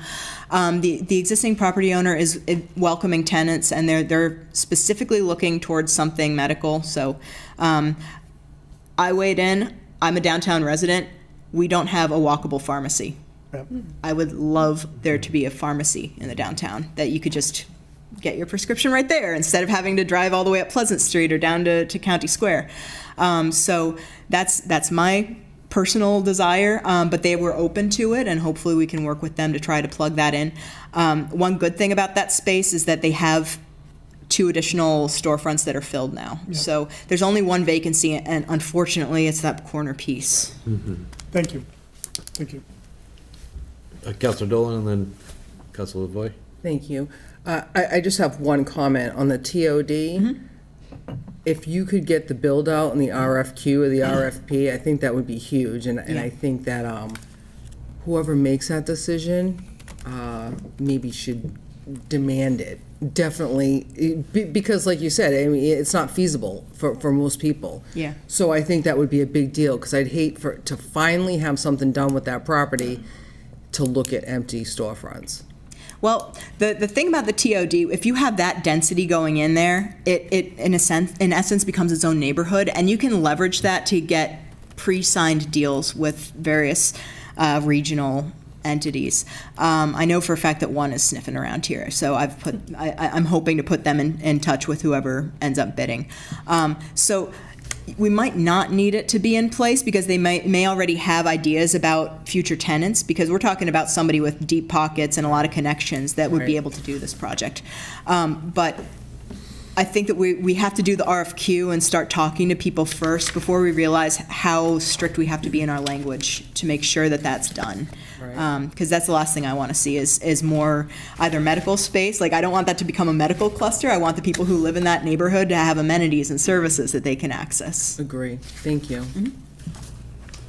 One quick question. I don't know if it's like maybe I'm missing an obvious or something. I could have emailed, but the parcel of land between 42 Union, the new apartments there, and the market is like a gravel area. It's the old kids town, if you're familiar. Is that owned currently? What's the status of that? So that is owned by the developers of 37 Union Street, so the Foster Building. The original plans called for that entire gravelly area to be parking. I think that they realized that they don't need as much parking as they originally anticipated. I don't know if they're going to pave and line the rest of it, or if they're planning potentially something else. Just knowing that particular development team, the challenges that they faced with the first project, my guess would be that they're not going to start another in-depth project anytime soon. And certainly they haven't mentioned one to us. But from my understanding of what they'd intended there, it was going to just be more surface parking, but it's going to be like landscaped surface parking. Okay. Perfect. Any other questions before we move on? All right. And then we'll start with 135 County Street so that you guys can chime in. Good evening, counselors, and thank you for. Actually, let me read this real quick here. Here it is. From the docket of February 6th, 2024, I entertain a motion to approve the selection of Connolly and Partners LLC as the party to whom the 135 County Street and 0 Cora Street property should be sold, subject to a purchase and sale agreement acceptable to the mayor and city solicitor. Second. Motion's in order. Before we start, are there any initial questions? And I have Mason and Catherine Fierick here to talk about it. They were both part of the review process of the RFPs. I don't want to rush this decision. If we can vote on it tonight, or we can wait a couple weeks.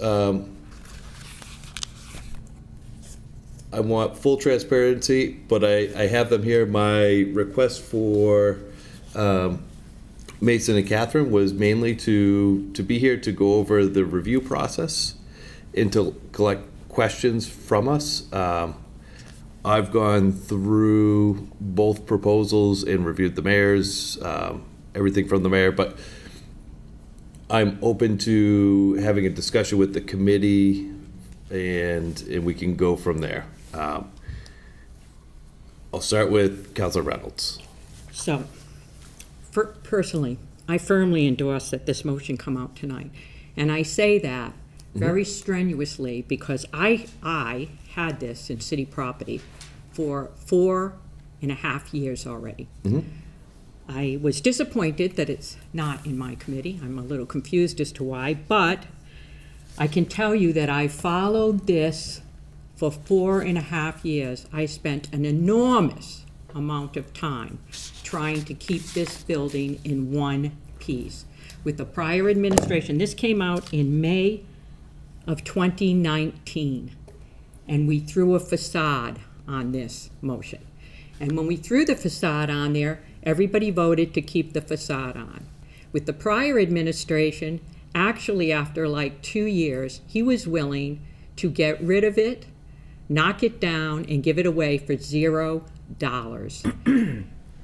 I spent an enormous amount of time with the Historical Committee, the Preservation Society, until we found people that were willing to preserve this building, make apartments, keep it not just the facade, but keep the entire facade, to add an elevator, to keep the gymnasium, to keep the library, to totally renovate this with 41 apartments. This was not a little undertaking. If this had been in my committee and stayed in my committee, I would be able to tell you all the steps that went through, but that would take hours. And some of you people know it because I've been on it for 4.5 years, how much time I put into this, how many people I met, how many places I went to, how many mayors I have been through to try to make this happen. And I am so firmly, I cannot scream it loud enough to suggest that this come out tonight and this vote be taken February 6th. It has been 4.5 years with a lot of sweat and tears. And if there were questions, they could have come out, and they can still come out. If it comes out tonight, we have another 2 weeks before we meet again, and we could meet at 6 o'clock or 6:30 on February 6th with any additional questions. They can be sent to everyone. So I am just going to put it out there that it's long overdue, that the time is now, and that we have a really great, I have it all because I've been chasing it for 4.5 years, so I have all the information here. It's beautiful, it's great.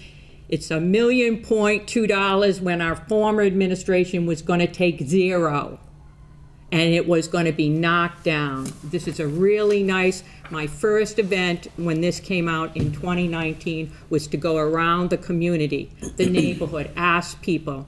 I cannot tell you how many people did not want crummy or untoward looking apartments. And this is going to be what they wanted, is to keep it there. And to me, that's important, is that people in that neighborhood get what they were looking for. And I'm going to leave it there, but that does not mean I will not speak up again later. Thank you. Thank you, Councilor Reynolds. And that all makes sense, and I hear that. And I'm with you, and I am supportive of this. And after reviewing everything, I am very comfortable voting this out. The thing I want to make sure is that everybody, and not just the people on this committee, feels like they've had a chance to do their due diligence. And I want everybody to have a chance to speak up and ask questions tonight, and to not feel like this is being rushed, because I do feel like this is an important thing for us to vote on. And so in 2 weeks, when this comes, if we vote this out of committee, and it sounds like that's the way we're leaning, I want people to be comfortable voting on this in 2 weeks and not feel like this has been rushed. And I want people to feel like they've had a chance to do their due diligence. And I had President Delisio first, and then Vice President Dolan, and then I'd like to give our guests a chance to speak as well about the process and go over this briefly. So President Delisio. Thank you. So I agree with most of what Councilor Reynolds said. I think we've been waiting for a long time for this. I think this was part of one of 4 or 5 buildings when we talked about the new school. We've had other projects that have come about that just didn't cut the mustard. This one seems like the one that makes sense. The problem from where I see it is we don't have a meeting next week.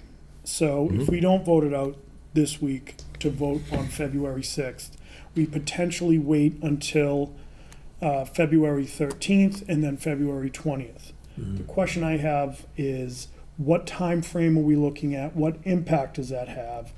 And I would ask the chair to think about the questions that come up tonight. And are these questions that we can possibly get answered between now and the 6th? Because I think we just saw the wonderful presentation by Catherine, and I think now's the time that we have an opportunity, strike while the iron's hot. I would hate to see this body be any kind of an impediment to getting to the finish line. Agreed. Thank you. Vice President Dolan? Thank you. And then we'll go to the, and then Councilor Angela, and then we'll go to the guests. Thank you. So first I was going to ask if you were going to allow others to speak. 100% yes. Okay. So I did my due diligence and I read everything and I'm thrilled. And I have to, I didn't think she could pull this off. I know how strongly she felt, and actually Council Holmes as well felt. Sarah did a lot of work. The fact that we're getting this money, we're keeping the entire facade, they'll be creating affordable units. I think it's thrilling. The mixed rate, everything, and I would vote it immediately. I would have voted it yesterday after I finished reading everything. So I am fully prepared to vote this out, and I appreciate the work of Mason and Catherine and Mayor DeSimone and Carol Brown and Gary Arasian, and Sarah, again, Councilor Reynolds. So and then as far as the questions goes, I think that we can do what we normally do, right? Email Virginia or compile them or whatever. I'm thrilled. I feel like everybody's going to get what they want with this project. And the fact that it's mixed income and mixed use, not mixed use, mixed income, makes me incredibly happy.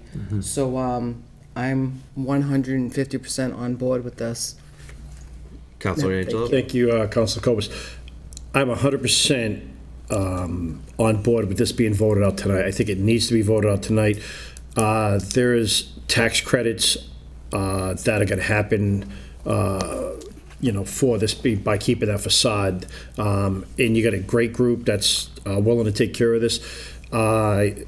This is a slam dunk. There is just absolutely no question.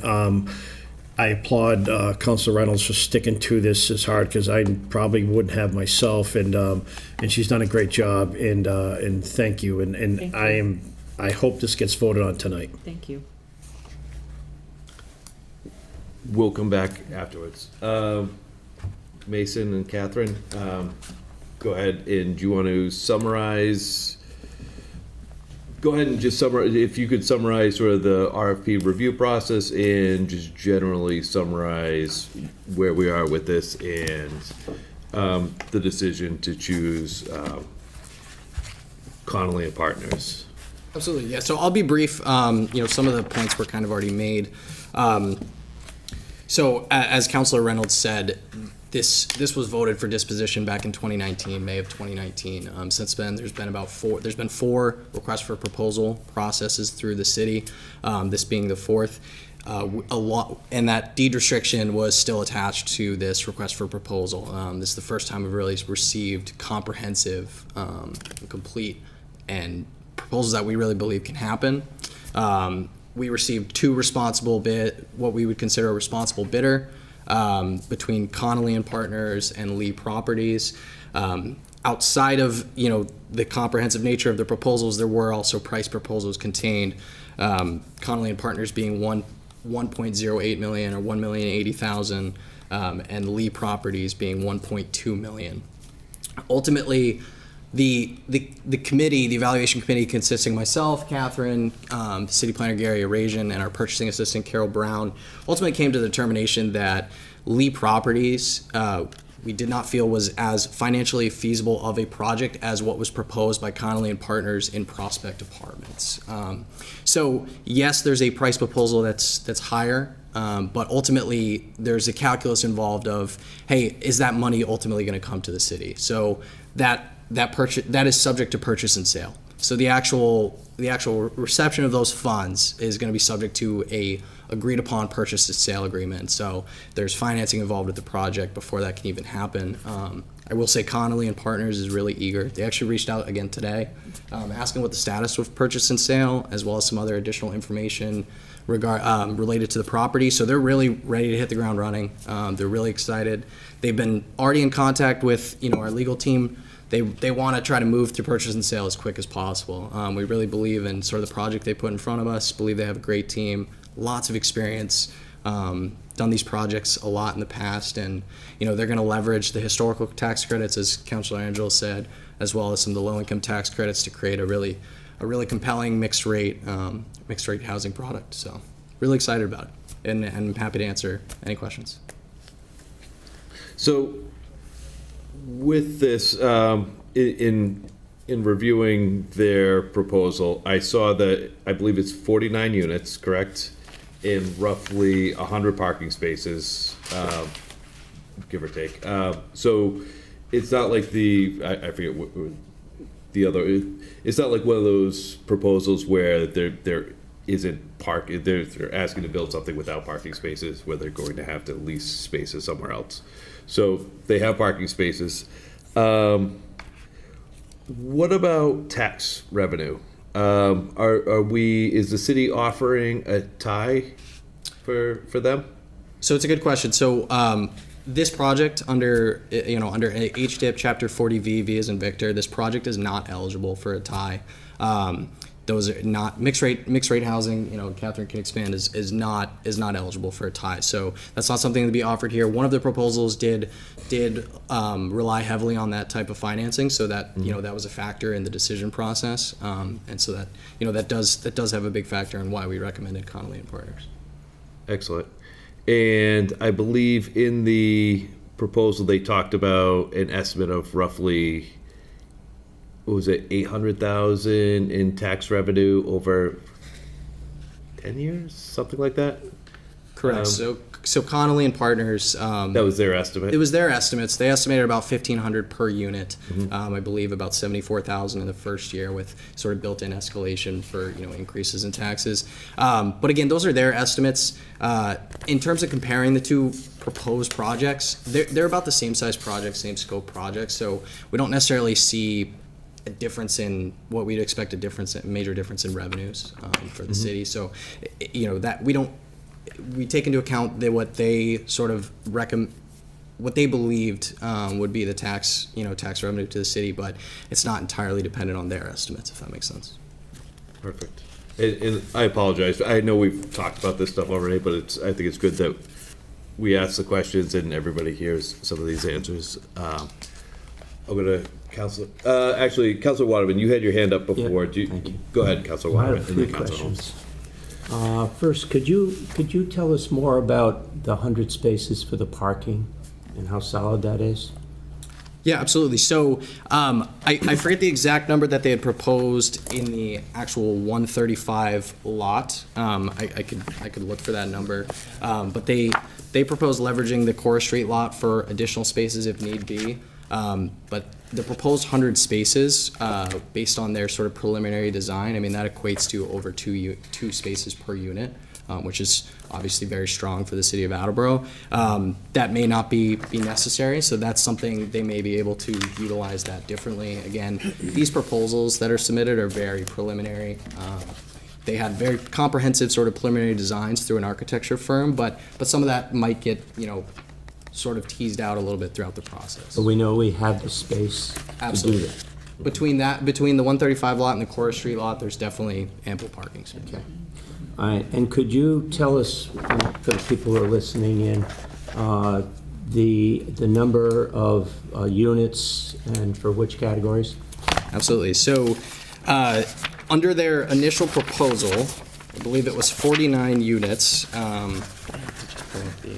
I have it right here if you want. It's 11 units affordable residence at 30 AMI, 5 units affordable residence 50 AMI, 20 units to residents 60 AMI, and 13 market rate.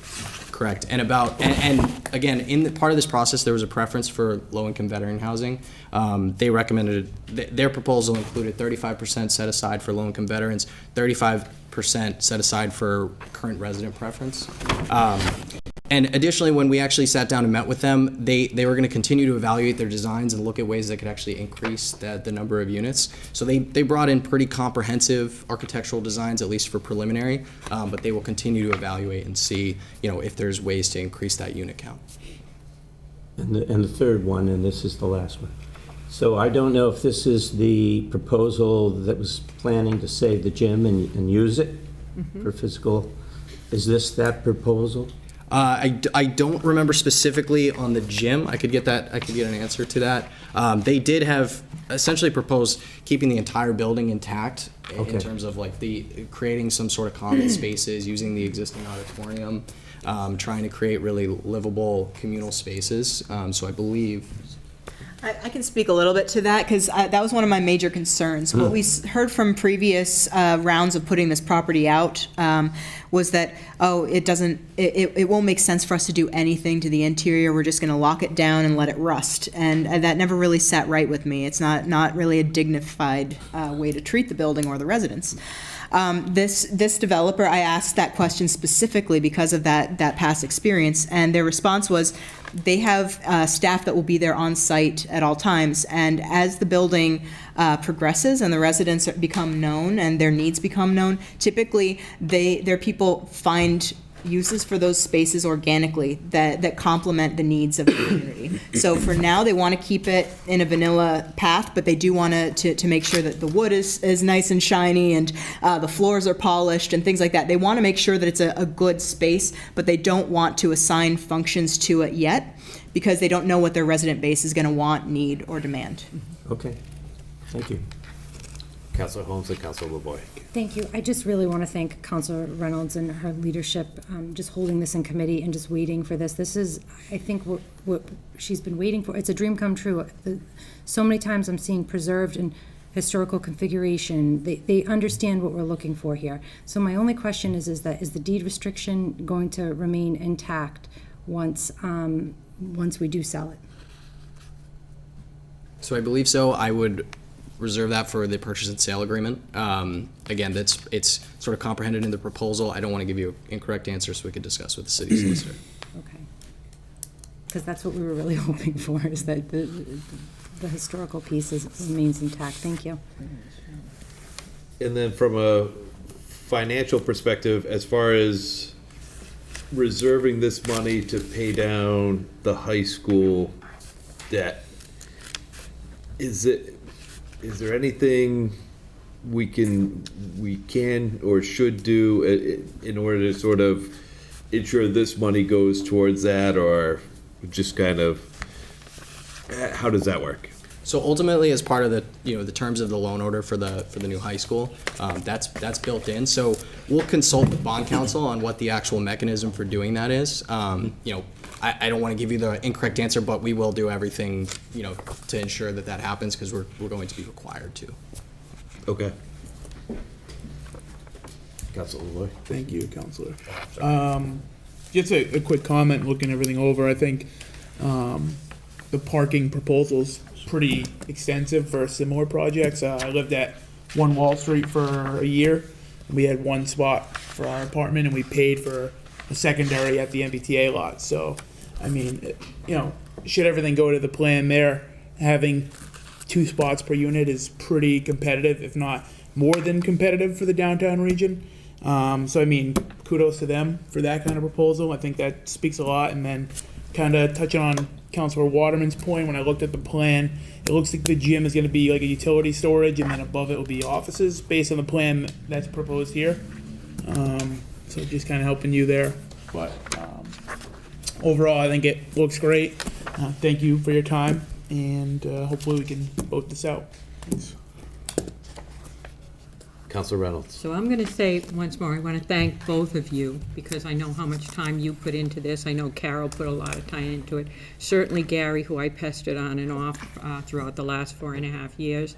And I don't want to even suggest that I can't tell you how many times I said we needed to be looking at some other avenues, and I want to commend the City Historical Commission as well as the Preservation Committee, because they kept saying they had people, we needed to re-RFP it and whatnot. And thankfully, Mayor DeSimone actually, I went up, I begged her, basically begged her, give it another time, another chance, 30 more days.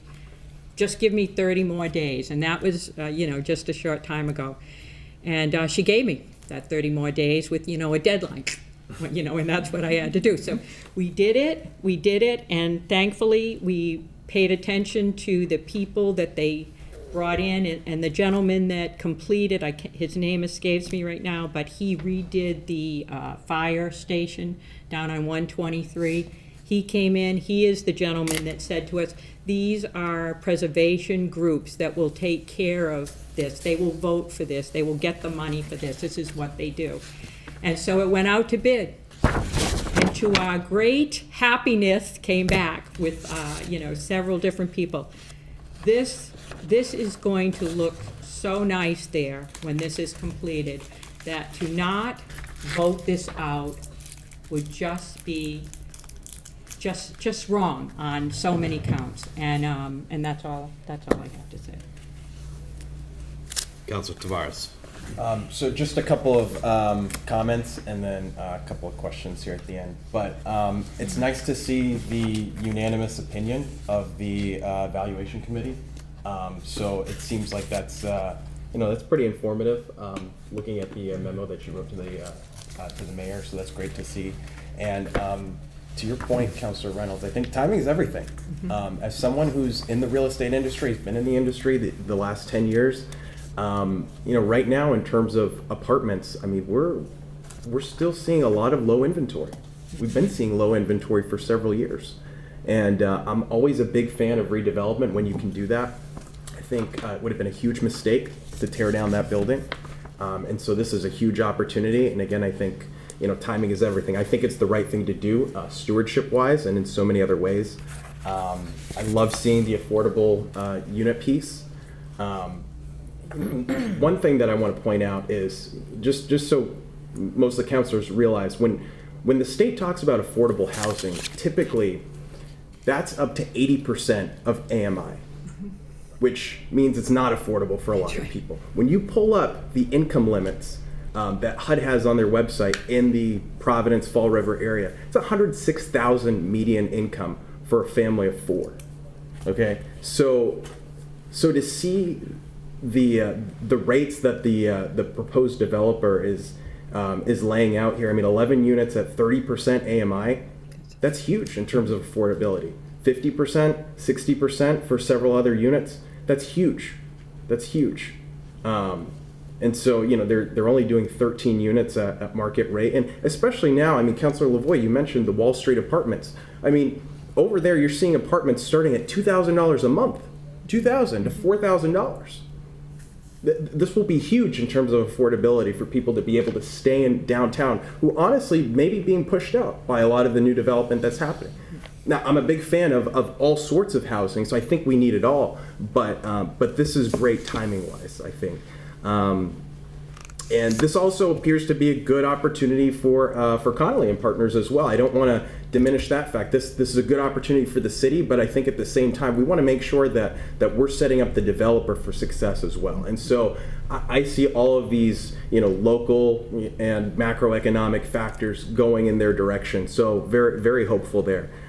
So that kind of ends the comment section. My only questions, and this is probably just more procedural, but in terms of the purchase and sale agreement, are you aware of any state law or any other regulations in terms of how long or when closing might be?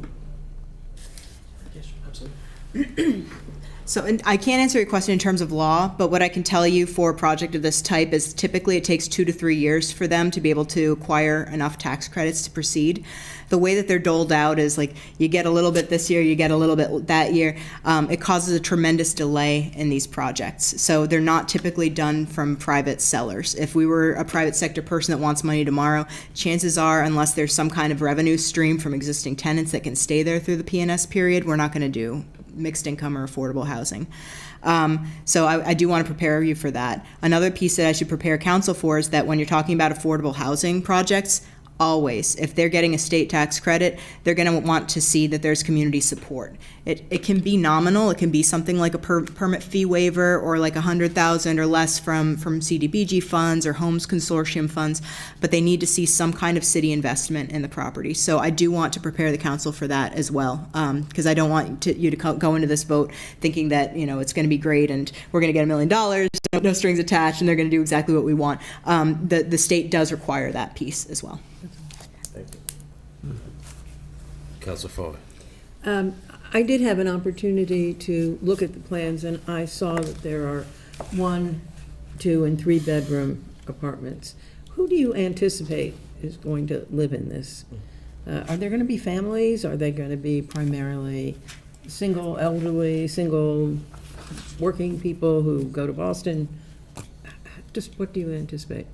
So I think we anticipate a mix. I mean, again, their first preference was for low-income veterans and their families.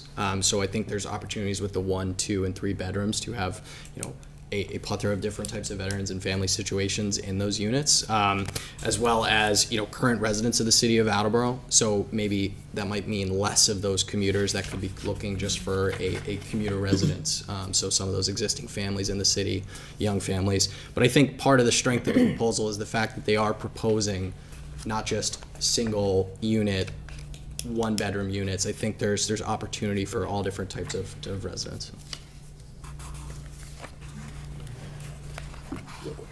Real quick, I kind of just touching on your point. I think the 3-bedroom aspect is very important, and I think that's a pretty big game changer in terms of, like, again, properties downtown.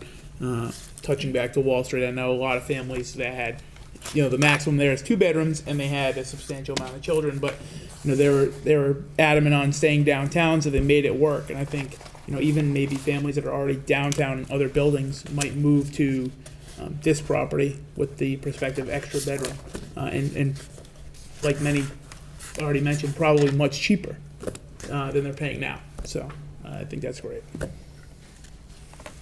Thank you. Any final questions or comments? Councilor Sawyer. I came from the Council on Human Rights, and we talked about all the time about housing being a crisis because there wasn't enough, and there wasn't enough actual affordable places. And this is amazing for us to be putting right downtown. And, because there is a lot of people who are pushed out because they can't afford, or they have to move to Rhode Island because they can afford there but can't afford here. I mean, I saw it with many people. It's just a great thing that the city is doing. I just had that comment, and that was it. Thank you. Thank you. And I appreciate you guys staying longer. I know initially when I asked, it said we would kind of just collect questions and maybe have you come back and answer the questions, but based on Councilor Reynolds' request, and I'm very in having reviewed everything and gone through everything myself, I'm comfortable moving forward. Obviously, Councilor Reynolds seems comfortable. Councilor Tavares, you are as well. But also, I want to make sure everybody else has enough information to feel comfortable voting in a couple weeks on this measure as well, and has an opportunity to ask the questions they want now. And so if anybody has questions, feel free. Councilor Delicio. It's not a question. I think it's, when we're talking about, 2 to 3 years, given the tax credits, we all know what these projects entail. I firmly believe the time is of the essence. kudos to the Director of Budget Administration on the memo that you sent, very detailed. I think that eliminated a ton of questions. I think the breakdown of what, the percentages of AMI are, the renderings of what the building will be, the preservation of the auditorium, which is now the library, how that's going to be used. This is one of the more comprehensive memos that I've received in my time on council. So for what it's worth, Council Cobus, I appreciate your approach. I think making sure that a project this size that we've waited for so long, but I also appreciate you listening to the voices of the council as well as your committee. All right. Are there any other questions or comments from our guests? Hearing none, we'll put it to a vote. All those in favor? Aye. Aye. Motion opposed? Hearing none, motion passes. Thank you. Thank you. Thank you. Thank you. Thank you. Thank you. All right. Now,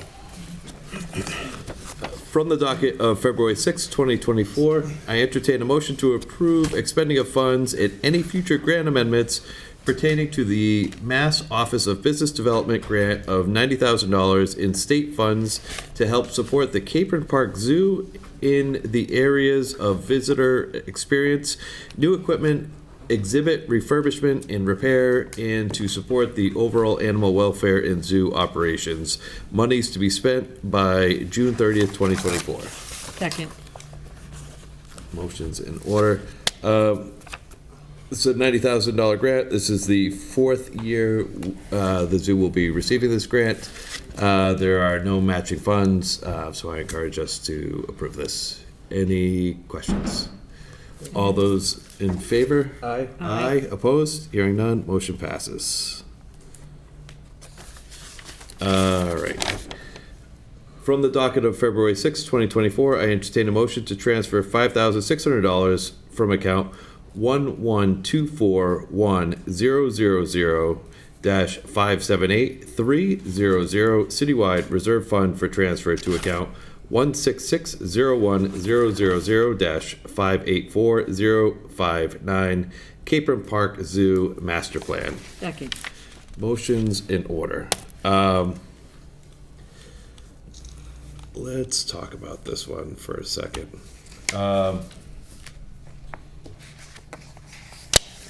So this is $5,600 in addition to the $100,000 we approved to pay for the Capron Park Zoo Master Plan. This money is in it. This is not to pay for the site plan portion. It's because there's the master plan that we're paying BIA Studios to do for us, that we approved the $100,000 for them to do for Capron Park. One of the requirements was they needed a comprehensive site plan of Capron Park as a requirement for them to do the master plan. And the site plan we had for Capron Park had been done in 1987 or something like that, and all the utilities and everything was outdated. So we had to pay to have a new site plan done. It delayed things. There was some confusion whether or not this $5,600 was to pay for that new site plan, to have that site plan done or not. It is not to pay for that. It is, that site plan was paid for out of the revolving fund, and that's already been paid for. This is to pay for BIA Studios. Came back to us and said, because everything's been delayed by a year, we want an additional $5,600 because the contract has been delayed. And I've been going back and forth with the treasurer or the auditor about this to say, hey, like, sorry, no, like, we just want to reject this. The problem is if we did, we'd have to talk to the legal and whether or not we would have rights to the master plan for the zoo that was produced or not. And ultimately, my suggestion is that we approve this. I know it's a small amount of money, and I really wanted to reject this small $5,600 expenditure, but I don't think we can. Councilor Reynolds. So I'm just going to suggest, based on what we received from the Superintendent of Parks and Forestry, Derek Corsi, where he writes right here, during the process of completing the master plan, this is what came down from him. During the process of completing the master plan, the scope of work changed slightly for BIA Studios. The scope change was due to a lack of an accurate site survey of the existing grounds. Because of this, there was a slight increase in price from the initial $100,000, and in order to account for this slight increase which they needed, he's requesting the additional $5,600 to complete the project. Correct. So with that simple explanation, I agree with Councilor Kobus that we should just move this forward. Mm-hmm. So essentially, this is just a 5% increase based on that. Mm-hmm. The, whatever discrepancy in the former site plan versus the new one. That probably delineates what they needed now, right? Mhm. Okay. I mean, to me, it sounds reasonable. Mhm.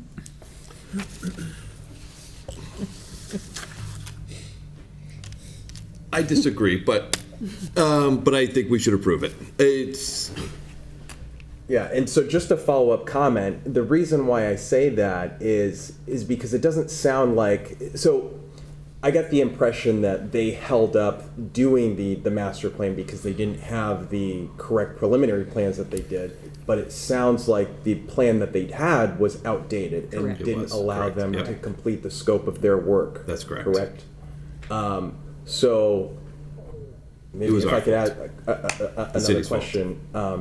Okay. Is there a reason why you think that this may not be a reasonable increase? I think we should. I think we probably could have done better to identify the missing requirement ahead of time. We probably could have been a little bit more timely in getting the site survey done, so that we could have avoided the year-long delay. There's probably a number of things we could have done in hindsight, but at this point, I don't think there's anything we can do, and I think Water under the bridge, yeah. It's all hindsight. President Delisio. Thank you. So this is a right conversation to have. I think this is what we need to be doing, is scrutinize every expense that comes down. I think that, and we've been talking about it for years, when's the other shoe going to fall? We could be close to that. I think when we look at this, we could reject it. We could take it from the zoo revolving fund, the revolving account. Mm-hmm. I think that's going to create an accounting nightmare. I think it's going to, so I think there's lessons to be learned here. Certainly do. My question, and if you don't know this, that's okay, but if you could get it for the 6th, I'd be appreciative. Do we know, was there a contingency on this project? Those are questions I asked, and there was not a contingency, and that is a lesson learned. Yeah. Okay. That has been taken away from this. It's $5,600. It's something that's important to the project. Mhm. I think the other thing, and we talked about this a lot last term, is we're going to continue with supply chain issues, with inflation going the way it is. There's going to be a lot of projects that come back, and we've seen this with vehicles already.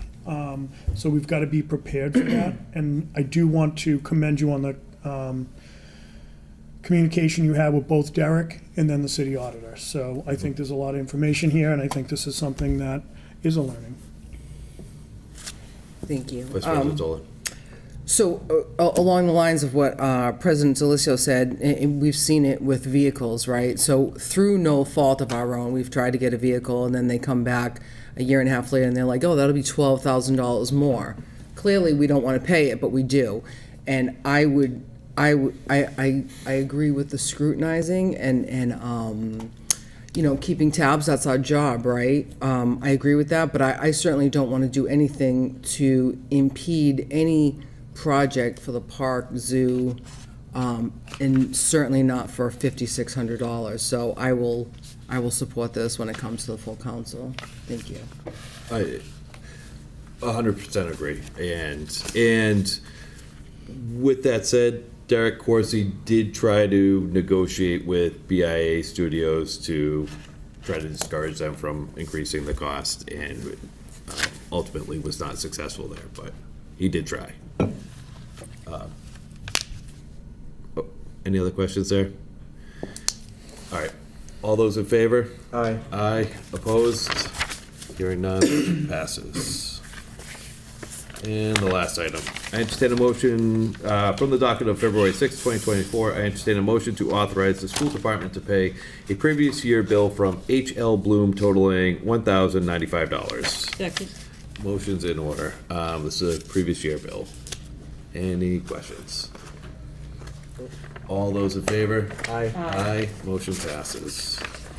That concludes the business. I move to adjourn at 8:03. All those in favor? Aye. Aye. We are opposed? Aye. It's all right. We are adjourned at 8:03.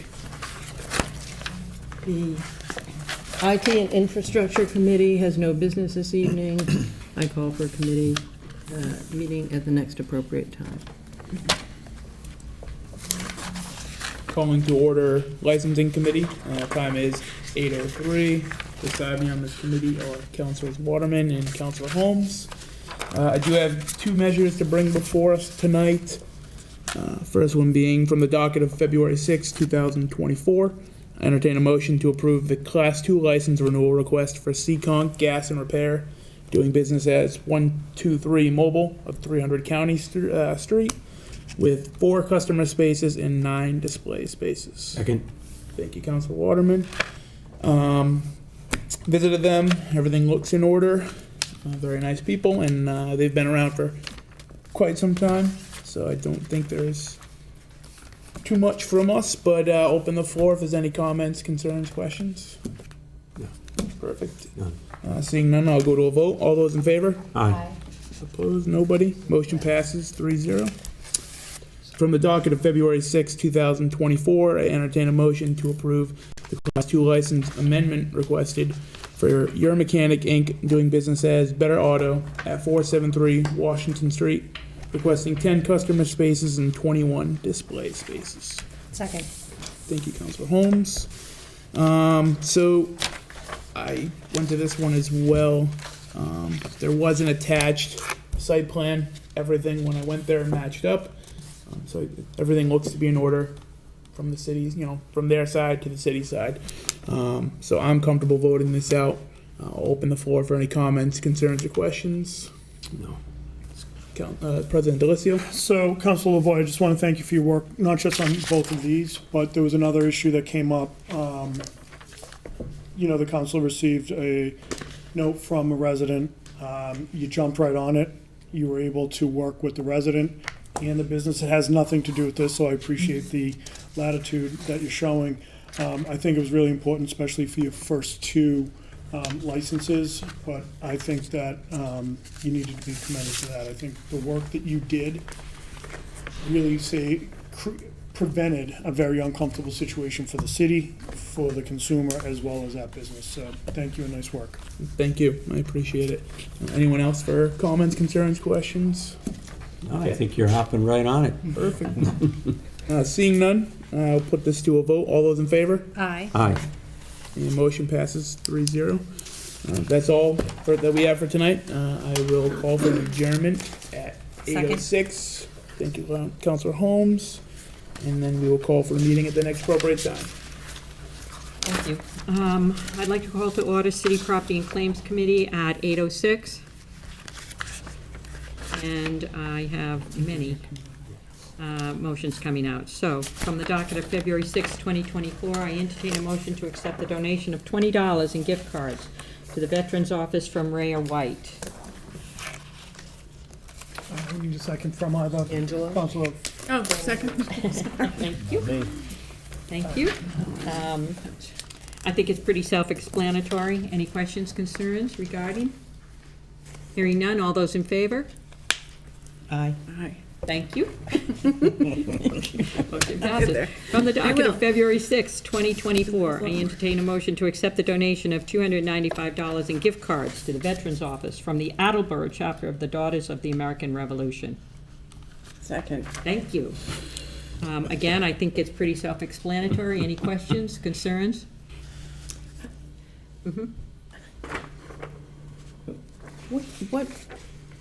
What are the Attleboro chapter Daughters of the American Revolution? Is that what I'm you're more asking? concerned with all chapters of the Daughters of the American Revolution. Have they enlarged their? I don't know that. What I know is that they're donating $295. That's what I know. I don't know anything about them personally as the chapters. Anybody else might maybe have the answer to that? Well, I mean, I can tell you, I mean, the DOR or the DAR is, I mean, it's. I know who they are. It's a country, Wide, worldwide, and, yeah. countrywide, and they do a lot of things for the communities. And I mean, the think- bottom line is they are giving a donation, assorted gift cards of $295. That's what we're approving. Are you suggesting you want to not approve it?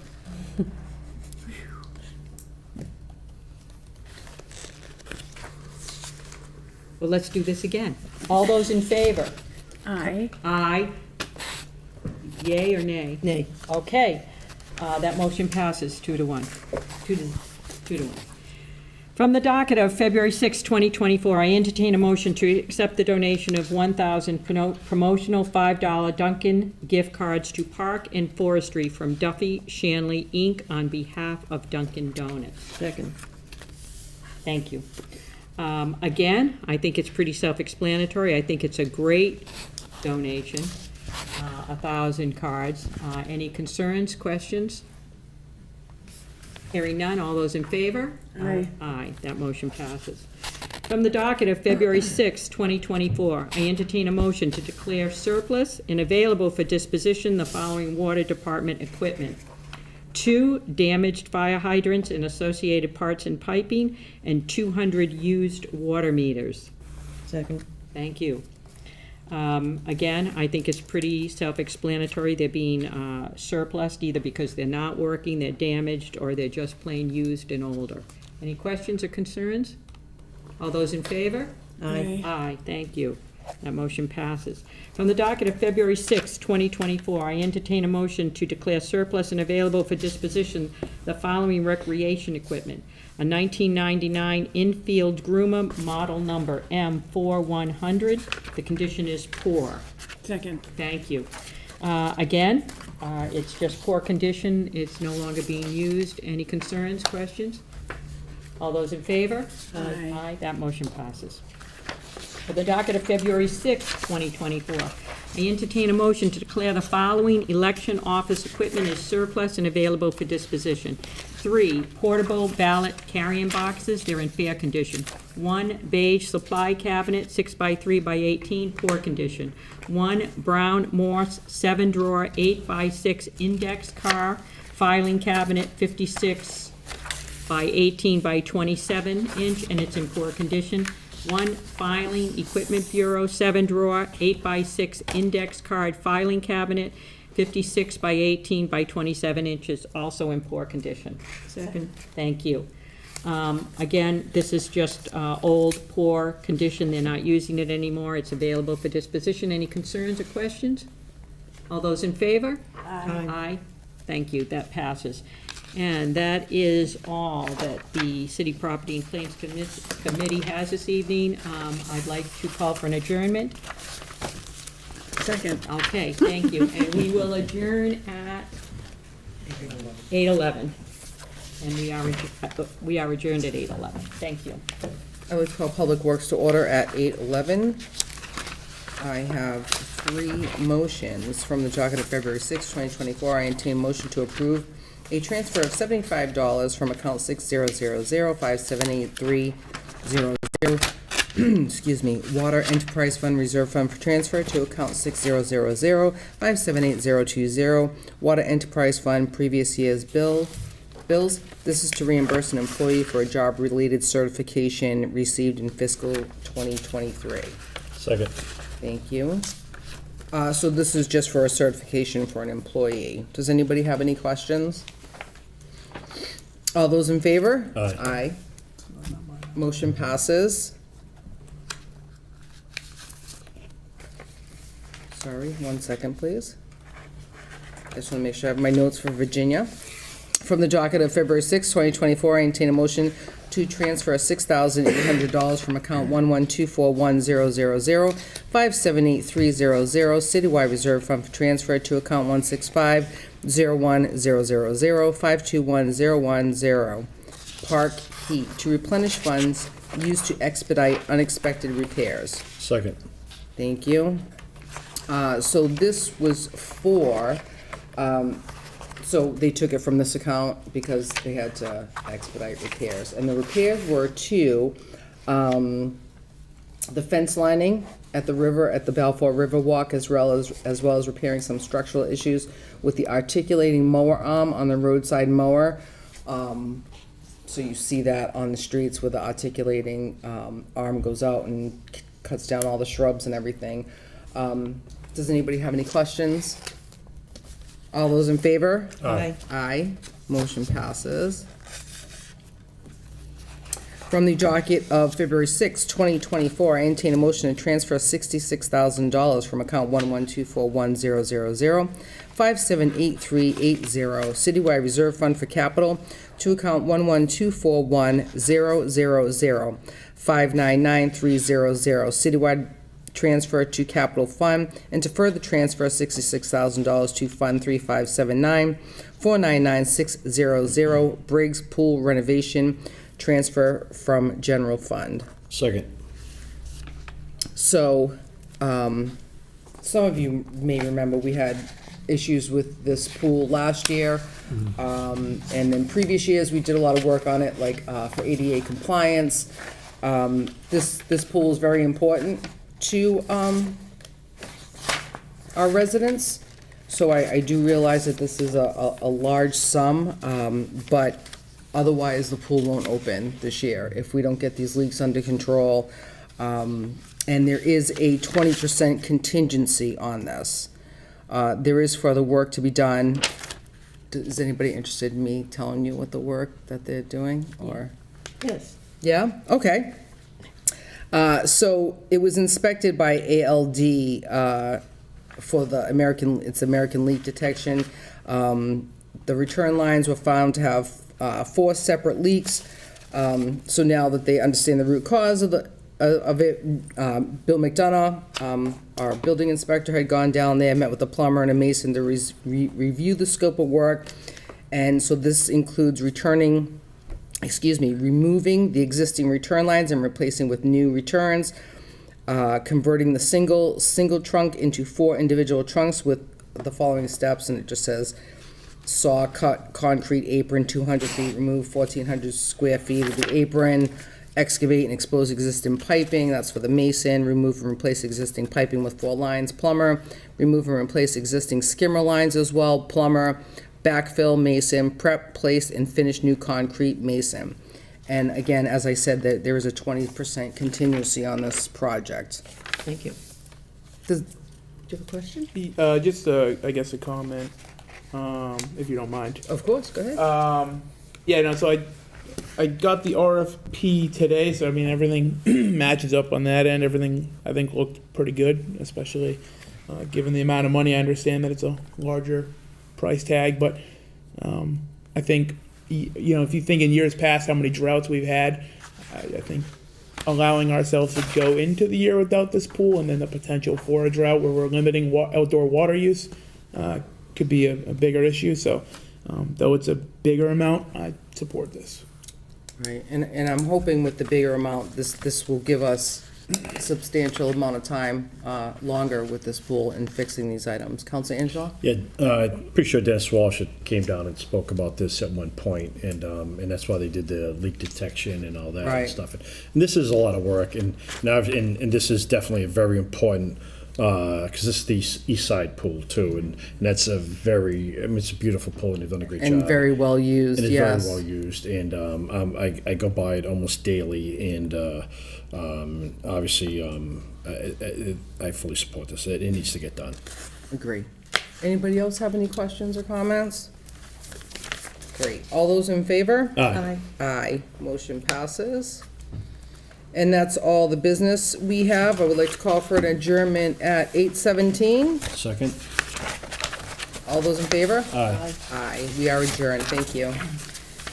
Evening, I'd like to call Public Safety and Emergency Management to order at 8:17. I have one motion and I have some updates. I spoke to the police chief. Well, first of all, I'm very excited to be on this committee, and so I called both the fire chief and police chief and have a little update, and I wanted to provide that to my committee. And I asked them kind of what they see as the needs in the next few years, any challenges that they see up and coming. So I guess I'll start with the fire chief first. So last year, they had over 10,000 calls, and that's more than Mansfield, Easton, North Attleboro, and Norton combined. Wow. They're expected to get to the calls at a 92% between 4 and 6 minutes. And right now, they're getting there at about 74%. So 74% of the calls are getting there between 4 and 6 minutes. This is a little bit concerning. As you heard this evening, there's more of a demand for apartments, and with apartments and more housing, they're getting more calls. So we just have to be mindful of that ratio. Let's see here. It also impacts our IOS rating, meaning that if we're trying to bond for money, it doesn't look as good if we can't have a response time that we are meeting. There's 3 ambulances. There's 1 full-time and 2 that are connected to fire trucks. Let's see. They both spoke about IT needs. I guess they're connected to the city for internet, and that's very concerning. So I think that that's going to be something we need to think about. Any questions so far about the fire department? I just, what did they say was the main reason for them not being able to make the time? So he had mentioned about 10 years ago, there were times when an ambulance didn't even leave. And now they're getting so many more calls, just the call increases.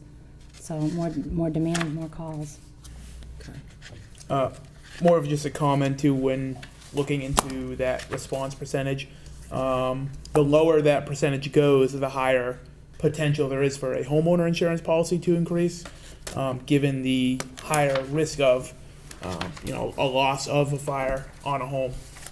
That's not something I knew before. I learned that from the building commission's meeting when they spoke about the joint public safety complex.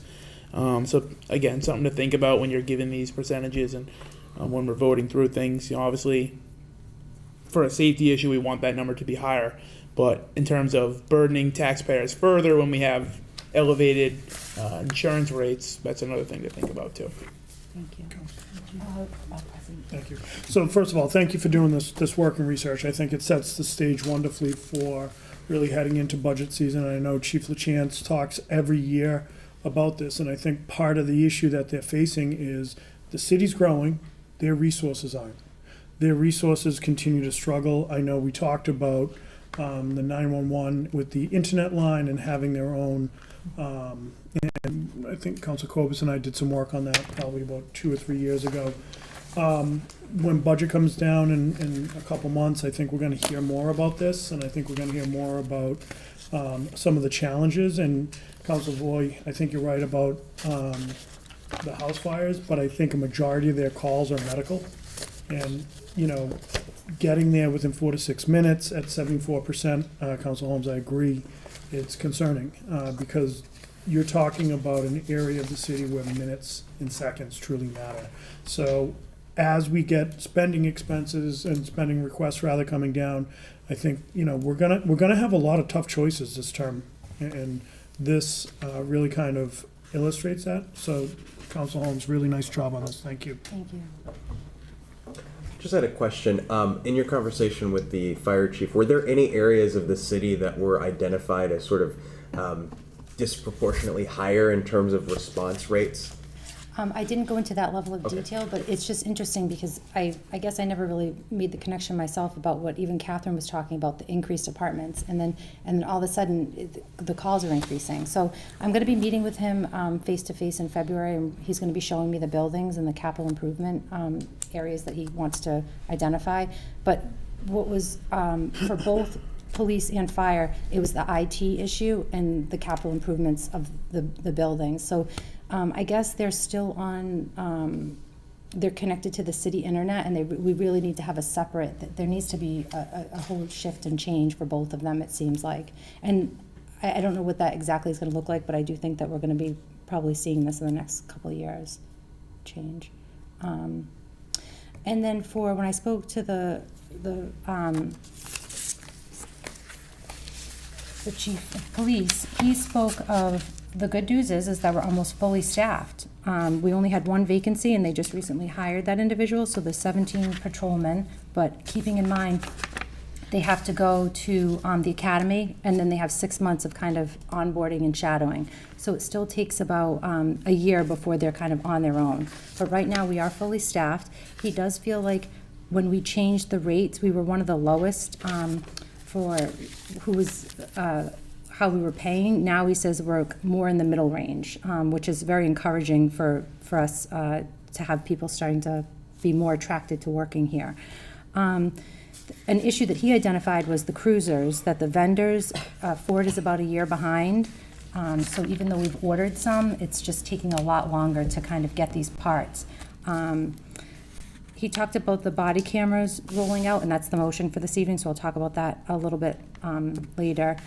And let's see here. Oh, the radios that they're using, I guess, are aging out, so you can't get parts for them anymore. He says there's no issue with them. We like them, but at the same time, if you can't get a part and they're breaking, then we have to kind of do an overhaul with that. There's only 5 lockers for females, and they have 13 females, so that's obviously problematic. So that speaks to the capital improvements that need to happen over there. And let's see here, that was kind of the overview of what was spoken about there. And again, I'm going to be meeting with him in February to go over a little bit more details. Any questions about that? Again, just another comment just to add. So I'm glad to hear you talking about the lockers, because I know that's something I've talked to the chief about a lot. The other thing, what's concerning about the cruisers and the year delay, a lot of the surrounding areas, their cruisers are in effect 24/7. The way Chief Hagney does it, which saves and it helps us plan, is there's 16 hours on, 8 hours off. So they're in service for 16 hours, they're off for 8 hours. And what that does is it extends the life of the automobile and the vehicle, which is important, especially now where, and you know, Kyle does a great job of really maximizing resources. And what concerns me is I was there several months ago, did a tour of the facility again.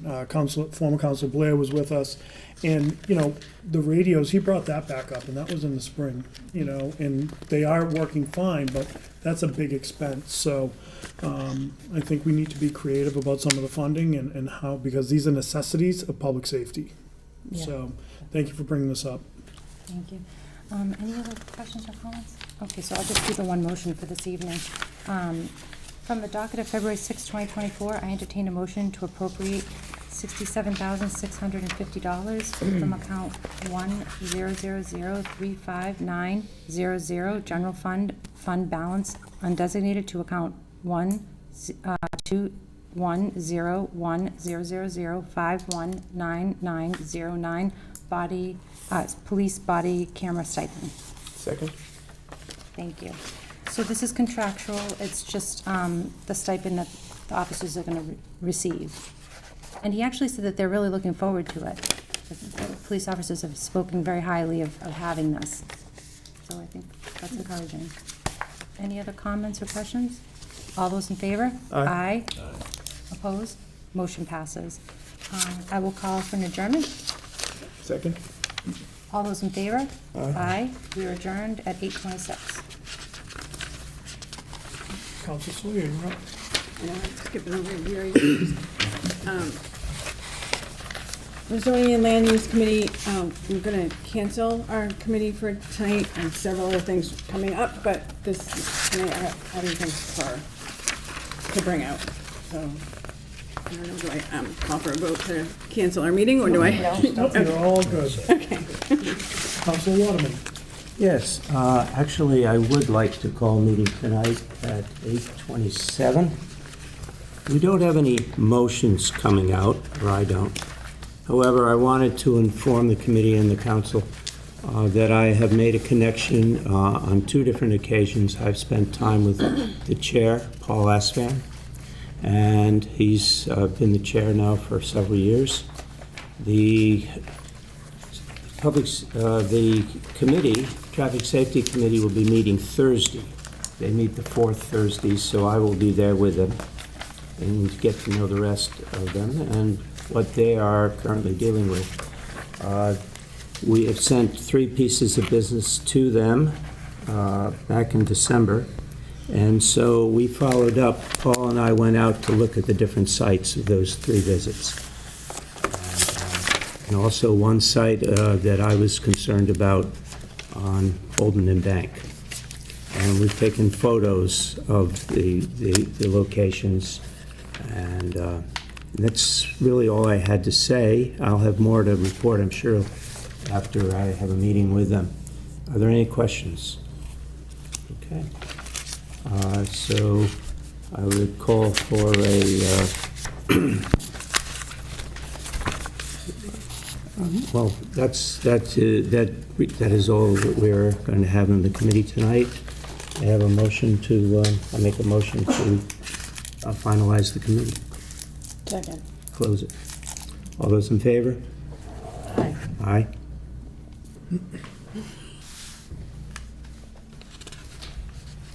Okay. 2-1, passes. We're done. I call ordinances, elections, and legislative matters to order at 8:29. Members of this committee include myself, Councilor Holmes, and Councilor Kovas. So this evening we have 4 pieces of business that I'd like to bring forth. So I'm going to be jumping around a little bit here on the committee minutes, but the first. So from the docket of June 6, 2023, I entertain a motion to strike the following: a letter from Safety and Loss Prevention Manager of Nova Farms disputing previously received letter from a Nova Farms employee. Second. Thank you. Motion is in order.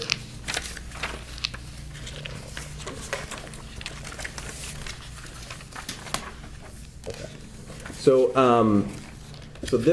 this particular item of business was in response to a letter from, well, I should say the letter was from a Nova Farms manager disputing another letter that was previously sent to the council by a Nova employee that opposed allowing extended hours of operation at marijuana retail establishments.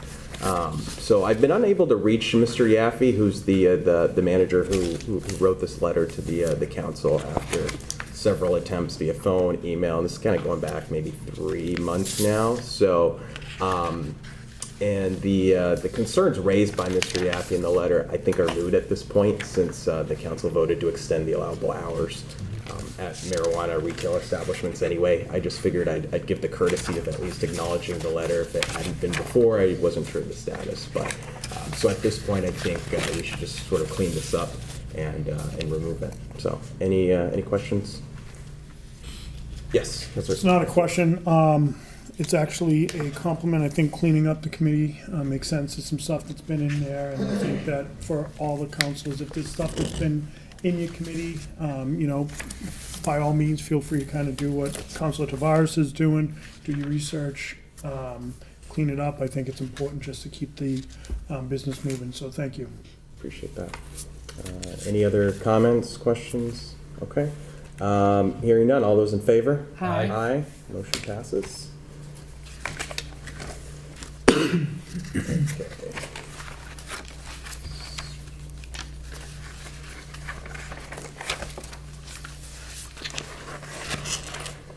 Okay, so now we're going back from the docket of January 17, 2023.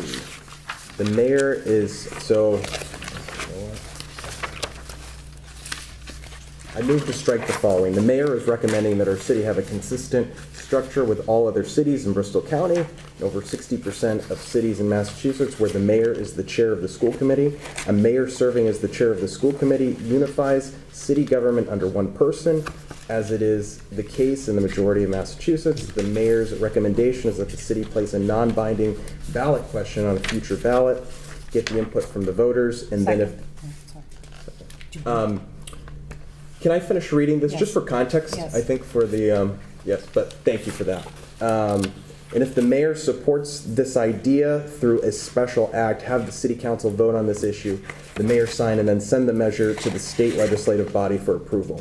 This will allow for the change to have input from the voters of the city without doing a charter commission.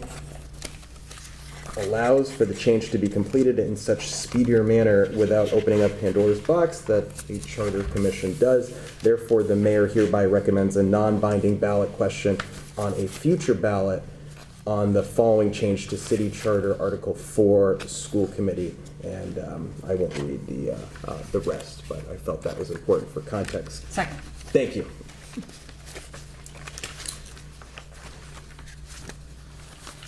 So the rationale for this piece of business, I believe at the time, and as stated here in the piece of business, is the unification of city government under one person. And essentially, the goal of the amendment to the city charter, which the relevant section is Article 4, and there's several subsections under that: 4-1, 4-2, 4.4. 4-5 that were sort of implicated by the proposal of making the mayor as the de facto chairperson of the school committee.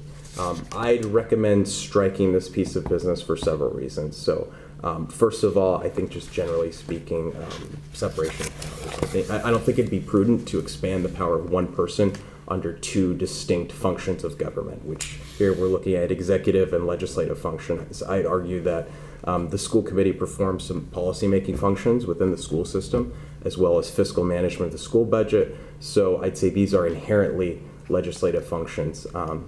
And secondly, I'd like to point to our history as a city. So Attleboro has done this before. In 1977, we amended the city charter to add the mayor as the 9th member of the school committee. And in 1989, we again amended the city charter and removed the mayor from the school committee and replaced the mayor with an additional at-large 9th member. So I think that's also important to look at the history there. And third, and I think most important, is we would be losing an at-large school committee member. So in a city approaching a population of almost 50,000 people now, I think it's important to maintain sufficient at-large representation by individuals elected to serve exclusively on the school committee. So replacing an at-large member with a mayor, in my opinion, would not be wise. So are there any other questions or feedback, follow-ups there? I was never in support of this and couldn't agree more, so let's just get rid of this. Yeah. Yes, Councilor. Thank you, beautifully said. And that's interesting that 1989 you said that, because I think that was right around the time that there was the teachers went on strike around the late 80s, and then the mayor's like, oh, I don't want to be on the school committee. I don't know, like, it's just interesting that was a shift that had happened. But yeah, I think that this was a very specific piece of business to try to maybe, I don't know, I don't think it was with the right intention, and so I'm very comfortable striking this. Yes, I'm Councilor. just going to echo your comments. I think separation's great in government, and definitely would support this. Yes, Councilor Waterman. You're absolutely correct when you say it is a legislative role, and it's mixing administrative with legislative, and thank you for saying that. Thank you. Any further comments? Okay, hearing none. All those in favor? Aye. Aye. Motion passes.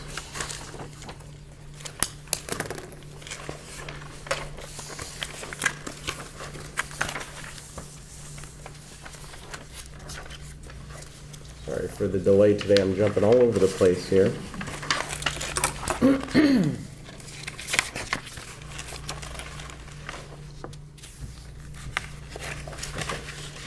From the docket of September 20, 2022, I entertain a motion to strike the following. I entertain a motion to approve the following amendment to the ordinance regarding parking spaces, delete in its entirety and replace with the following. Section 10-13.1, the municipal parking garage shall lease spaces for 24-hour parking subject to the discounts in section 10-8 of this ordinance. 6 of these short-term parking spaces shall be designated handicap parking. This ordinance shall take effect on December 1st, 2022. Second. Thank you. Motion is in order. Okay, so so kind of going back and doing my digging on this particular proposal at the time, the rationale stated by the previous administration through the previous budget administrator was to monetize free parking spaces where 75-cent hour parking is adjacently available. And so this particular motion or amendment to the ordinance, what it would have done is essentially eliminate not all of the 17 free parking spots in the Sanford garage, but I suppose 11 of them, because it would have left 6 as designated as handicap spots, but effectively eliminating 11 spots in that parking garage. I think at a time when, and mind you, just for context, we're talking back in 2022, right? September 2022. But at a time where, we just heard earlier from from Catherine Fierick that, we're looking to continue to grow our downtown, make Attleboro an inviting place for businesses to be, and increase the foot traffic and, all sorts of traffic, right? People coming from outside of Attleboro too, they need somewhere to park, right? I think at a time like that, it wouldn't be prudent to create any actual or perceived burdens to visitors doing business downtown. Paying 75 cents per hour, a block or two over, I don't think it's it's not a significant financial burden, but the impact of imposing even a small cost is a deterrent to visitors wanting to do business in downtown, I think. And I wouldn't be an advocate for amending this section for that reason. Again, it's not really a huge financial burden, right? People can pay 75 cents an hour, but I don't think that's the point. And secondly, I'd say I've received feedback recently from constituents who reminded me that this was even in the ordinances committee, which I sort of overlooked, to be quite honest, who are not in favor of removing these free short-term parking spaces in the parking garage. So I think at this time it would make sense to strike this piece of business. I'm not saying I would never support something like this, but I think we'd have to have a longer-term goal and vision attached to this, and I don't think we currently have that at this point. So any questions, feedback? Okay, hearing none. All those in favor? Aye. Aye. Motion passes. Okay, and the last piece of business is from the docket of October 3rd, 2023.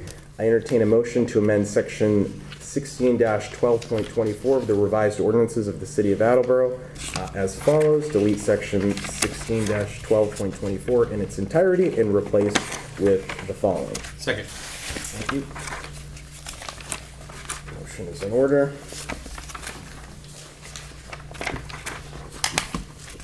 Does everybody have a copy of this?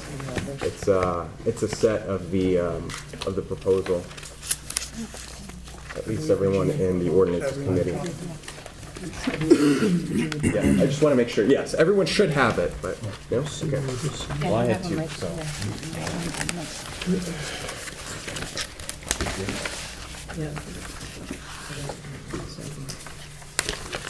So what I'd like to do now is propose an amendment to what's in the committee minutes.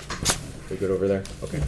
Is propose an amendment to the committee minutes, proposing some additional amendments. So I move to amend the motion for the revision of section 16-12.24 to chapter 16 of the revised ordinances of the City of Attleboro as follows, and the amended copy provided to each committee member. Second. Thank you.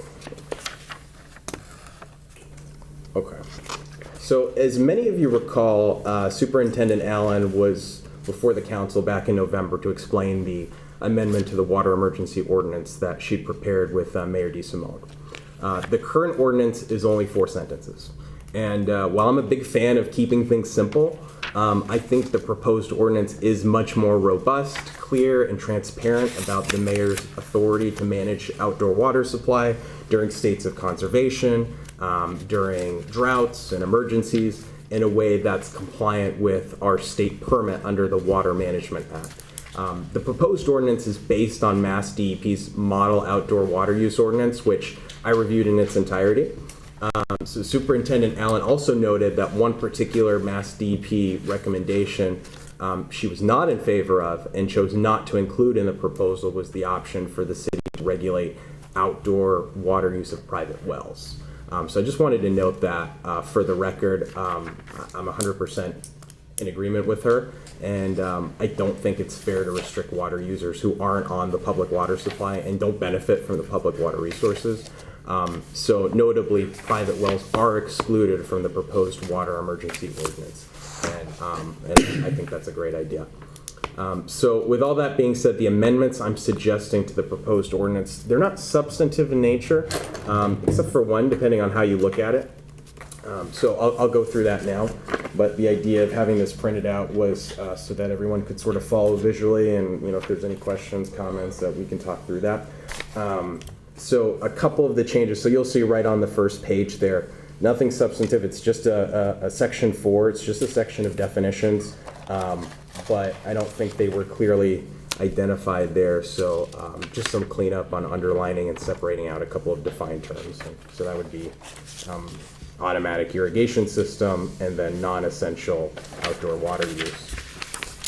So that's not a big deal. And then on the second page, currently pool or hot tub filling, play sprinklers, slip and slides, and other similar outdoor uses are listed as non-essential outdoor uses subject to mandatory restrictions. And so that's in that definitional section there.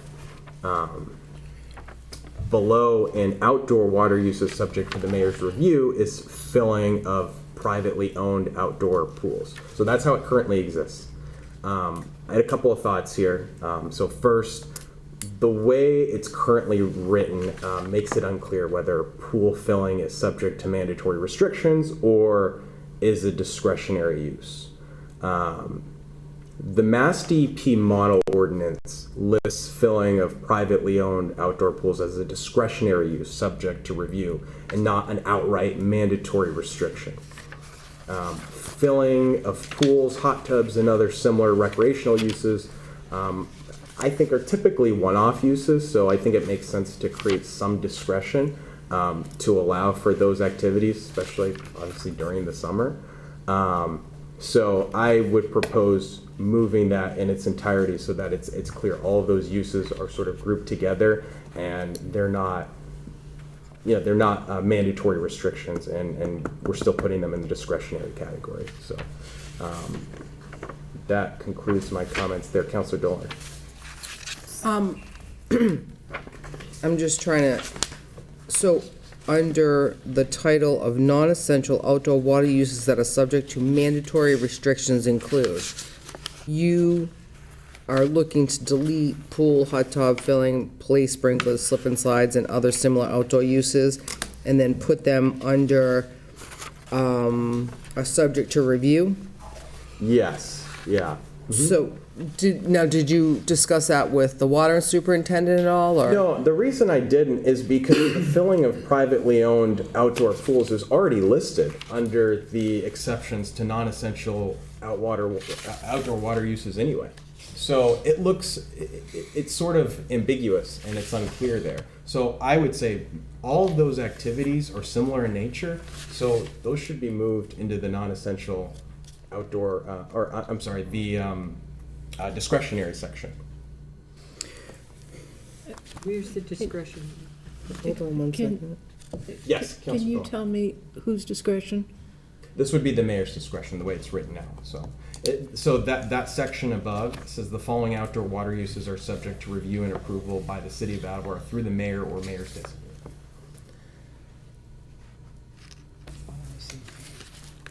I don't see any harm in moving it there and making it discretionary, because the mayor can just say no, right? If that sort of fits into the overall, I mean, it's going to be based on the the summer that we're experiencing, and I don't think this is out of line with what Mass DEP recommends either, because Mass DEP recommends including it under the discretionary section.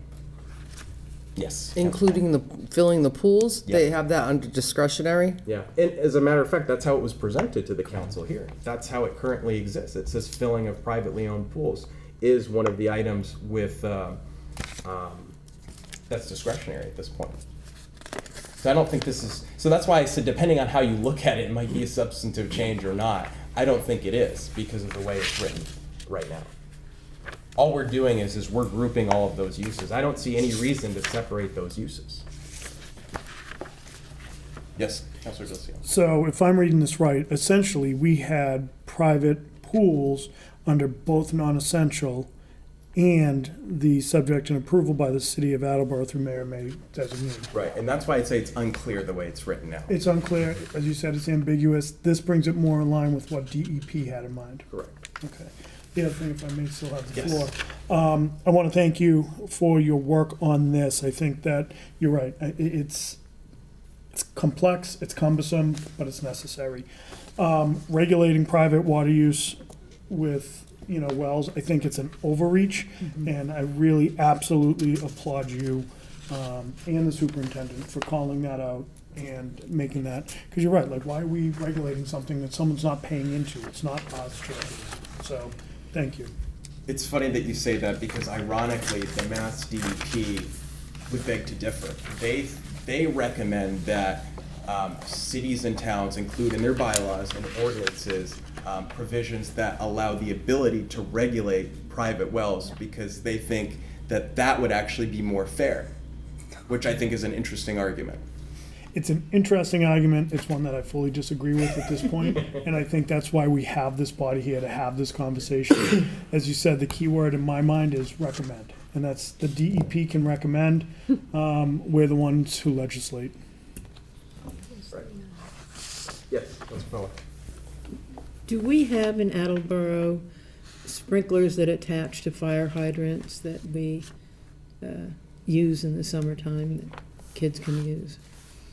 I'm not aware. Point of order, we do not. The only time we see that, my understanding is, we'll flush hydrants, but, that'd be just such I think that would defeat what we're looking to achieve here, just because of the amounts of water that would, I don't want to say waste, but that would take to achieve what you're asking. May I? Yes. Well, I think there's something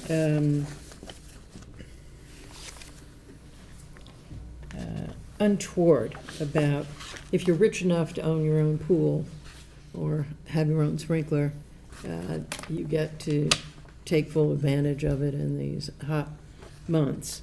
And there are alternatives. It wouldn't require every hydrant in the city to have a continuous sprinkler, but it would seem to me this moving it to being discretionary seems to me to favor one group of people unreasonably. I'm not sure I'm in favor of this. I'll consider it further. Councilor LaVoy. Hearing that, I would stress the importance of funding the Briggs pool repair. I think it's a great asset to the community, and I think strategically we put that on the east side to help lower income families have a adequate, safe method of summer remedy. That's all I have on that. Yes, Councilor. Sorry, through the chair to Councilor Foa, I don't think that it's a lens we should be looking at to say, because someone has a pool, they're rich or they're not rich. I think a privately owned pool, and correct me, Councilor, if I'm wrong, Councilor Tavares, could be just a kiddie pool. It could be, not necessarily an above-ground pool, not an in-ground pool. I don't think we're talking about grottos as much as we are giving the mayor the discretion.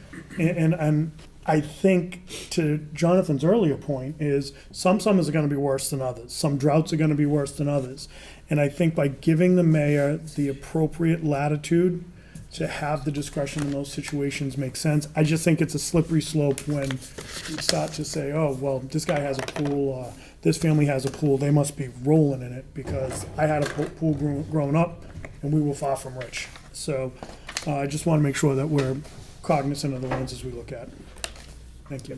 Fair enough. Thank you. So how many communities have implemented something like this? Do you know, in the surrounding area? I'm not sure. I remember Superintendent Allen mentioned that one town that had implemented a lot of these recommendations was Plainville. And to be honest, I can't remember exactly what the context was. But I think part of what this accomplishes as well is this is in compliance with, or at least the language that's provided, which I think is key by the Mass DEP, provides a framework and guidance for us to come up with rules that we think make sense within the scope of our water permit, right? Because this is sort of post 2018, 2019. I think this is when the revised ordinance template, or whatever you want to call it, was provided by Mass DEP. So, but to answer your direct question, I'm not sure. Okay. Thank you. I have another follow-up. So in the last, I don't know, 10 years, how many summers or have we experienced a drought? Are you familiar? Well, I think Superintendent Allen answered that question, and I think she said post. So for the first, I remember she said for the first, it was only like almost 10 years that she was here, she didn't experience any droughts, right? In the last several years, I think she's said she's experienced at least 3 years of different summer droughts. So, and she said that we probably will be expecting that in the future, more drought summers. Okay, thank you. Thank you. Yes, Councilor Coates. I'm supportive of the amendment, and the one thing I wanted to raise that jumped out at me when I first reviewed this, I think the grouping is logical, and I support moving this down. And the thing that was concerning to me at first glance, but I think it makes sense to move this, and they're called the revised ordinances for a reason, is. But the thing here is the play sprinklers being listed here as a discretionary item, and I think there's room for abuse here, for people to just put the play sprinkler out and have their kids running around while they're watering their lawn and just sort of moving it around, and there's very much the potential for abuse. But I think this is a logical grouping, and I think we should move forward with it as is. And I support the amendment. And if it doesn't work, and if we discover abuse, it's at the mayor's discretion. And so I'm comfortable with the amendment. But that was the one thing, I wanted to just sort of mention that was the thing that jumped out to me as a potential And I'm glad area you of brought concern. up that point. I would say, I think there's some other safety measures that's in there, because remember, this is still going to be restricted by depending on sort of what state we're in, whether it's a conservation state or a drought state or an emergency state. There's still going to be limitations on the hours that you can do this, right? Or the days. So there's going to be other layers of restrictions before you get down to this as well. So there are other backstops. Councilor LeVoy. This is like on topic but off topic at the same time. But just while we have the measure open, the ordinance open, I just find, and I just want to vocalize, I just find the issue of section 13 that would give the power to turn off water to a home to the mayor or a designee. I don't know. I just something doesn't sit right with that level of government overreach, and I mean, I envision maybe, if you can afford the fines, you don't pay the fines, that children's water gets turned off over this sort of measure. I don't know the grounds that would call for that, but that's just, to me, like the highest level of city overreach that we can do, is to threaten to turn off a public resource to a family over, I mean, I understand the severity of a drought, but I also understand the need for water far more than, just some back and forth between the city and residents. Councilor Wilson. Thank you. I understand where you're going, again, through the chair to Councilor LaVoy. I think when we get to that point and you look, you're talking about first, second, third, fourth, subsequent, and believe me, I'm all about limited government and government overreach. But when you think about the impact it has on the greater good potentially, we were in this situation, we had, I think it was August 3rd of 22, we had the superintendent down here when we were in the midst of one of the worst droughts we'd seen. We were legitimately concerned in August of 2022 that we were going to run out of water by October. Had that happened, we wouldn't be able to, flush a toilet. You wouldn't be able to put out a fire. It would impact public safety. So I understand what you're saying. I don't necessarily disagree with the intent, but I think, sometimes the best ability is accountability. And I think that when we're looking at the impact that it could have on everybody else, if you're just saying, you know what, forget this, I'm going to go out and water my lawn when we have Manchester drying up, that could be problematic. So I think that's the intent of this portion of it, as going through that severe drought just a year and a half ago. Yeah, if I can follow up to that really quick. So I guess the only other thing I would suggest or mention would be something more critical than one set person deciding that. Maybe it's something where it comes before the council to vote on shutting that off. I find a concern with a mayor designee or the mayor selecting that on their own free will. I mean, obviously there's going to be, like you mentioned, severe circumstances, but to have that type of power in one person's hand is more alarming to me than not. So I would feel more comfortable if that's something that, this body as a whole decides, or a selected panel, however that may see out. But again, just echoing that, one person's sole strike of a pen can cause that is alarming to me. Yeah, and I definitely appreciate those comments, and I share the same view, right? I mean, I would definitely not want to see any more overreach than is necessary for, in terms of keeping people safe and, managing our water supply in a responsible way. But I think the important thing to remember is this regulates outdoor water use. So, and there's plenty of exceptions for actual safety type related issues, right? So I don't see that coming into play here. And as President Delisio mentioned, this is really a last resort. Superintendent Allen mentioned that as well. That's why I think there's this several tiers of penalties. This is a last resort for someone who really just is not going to comply. And I think you do need some teeth to this in a situation where it's like you're just grasping at straws after that, right? So, I would still be in favor of keeping that in, but definitely understand where you're coming from with those comments. So appreciate that. Councilor Angelo. Thank you, Councilor Tavares. Yeah, I respect what you're saying. I understand completely what you and President Delisio are saying, and I completely understand what Councilor LaVoy is saying too. And I don't think it's a bad idea what you're saying. And that's, I certainly wouldn't be opposed to seeing that amended in there. Okay. Councilor It says that, is this general law, chapter 40, section 41A? I don't know if that's already a state, is the way that reads. Because it looks like it's referring to something else. Can you remind me what section? Sure, it's the last, so it's number 13, the second to last page. See, it says general law, chapter 40, section 41A. I mean, the way that reads, it's almost like it's something that's already established. It's not really something, I understand it's in this ordinance, but that's the way that I'm taking that. Actually, that's a good point. I'm not sure. I know the Water Management Act is referenced here, and that's not the reference for it. This is a separate statute.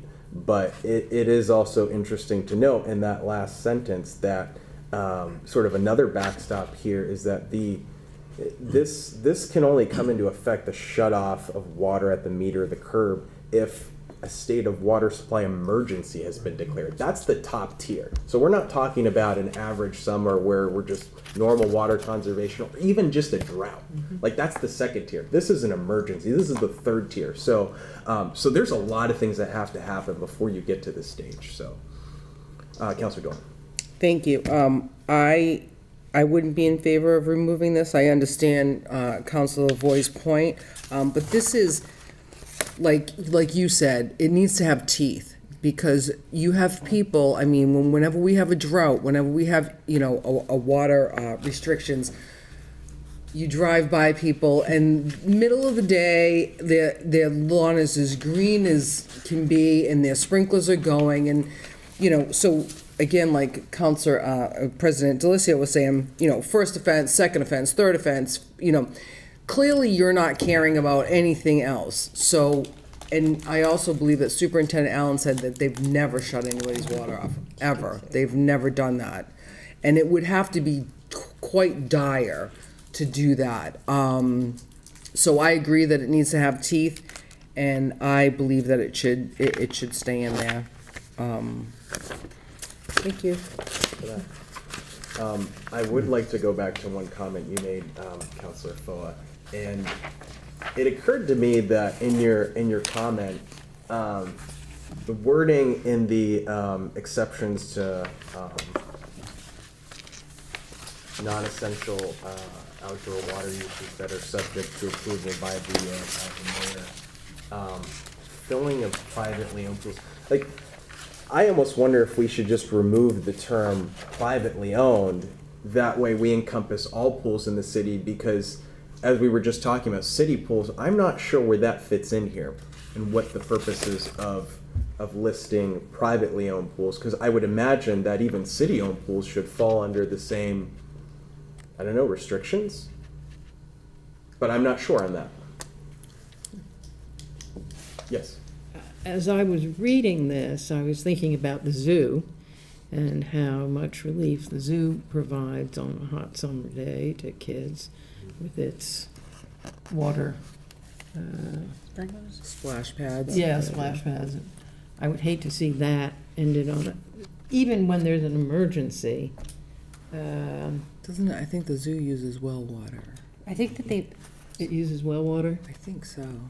Well, I don't, but even when there's an emergency, Closed a few times. having, this is sort of the equivalent of having a cooling center in the summer or a heating center in the winter. It's a place to get some relief.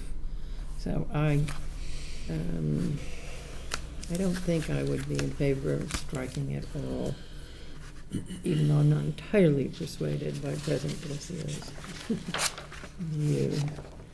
I'm more persuaded that it's subject to abuse with the sprinklers moving around. Councilor Holmes, did you have a follow-up? I think that, I feel like Capron Park had, during certain summers, I think that they did close that down. So I'm not really sure if it was well water, but. I don't know for sure. I think they did. That concludes my comments. If I could just make a suggestion, I think a lot of great discussion, a lot of great points raised. You may want to run some of this by Superintendent Allen. If you, I don't know if your intention was to vote it out tonight. I think if it was, you can still vote it out.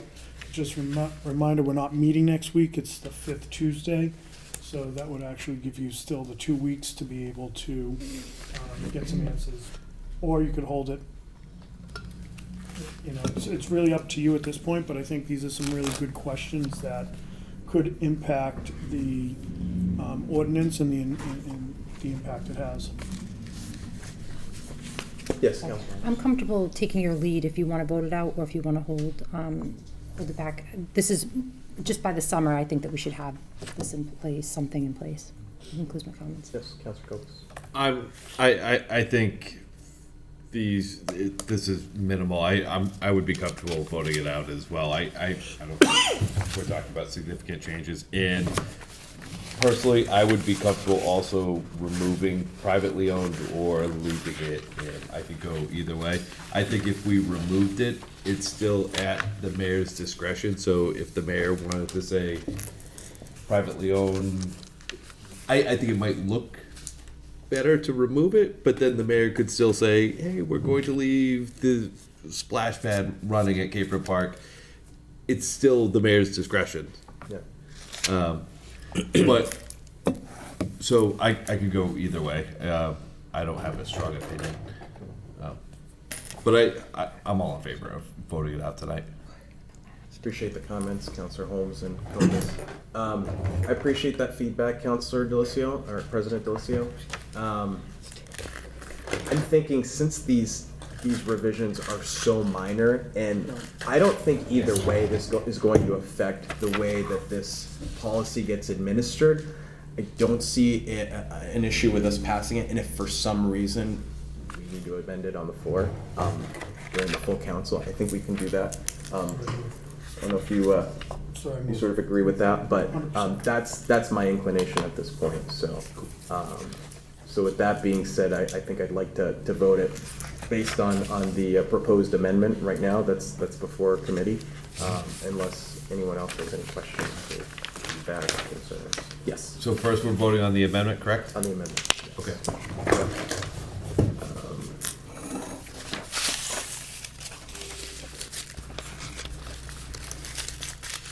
Okay, so all those in favor? Aye. Aye. Motion passes. Now I move to approve the motion as amended, deleting and replacing section 16-12.35 to section 16 of the revised ordinances of the city of Attleboro. Thank you. So now we are voting on the amended motion. All those in favor? Aye. Aye. Motion passes. And that concludes the business for ordinances, elections, and legislative matters. I move to adjourn at 9:08. Second. Thank you. All those in favor? Aye. Aye. We are adjourned at 9:08. Council Tavares, Special Committee for Tax Abatement. I'd like to cancel that for this evening. Councilor Angelo, Special Committee on Classification and Comp.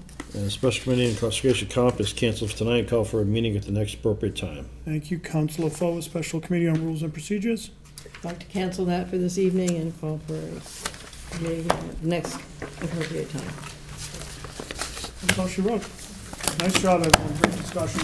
Just remember to get your...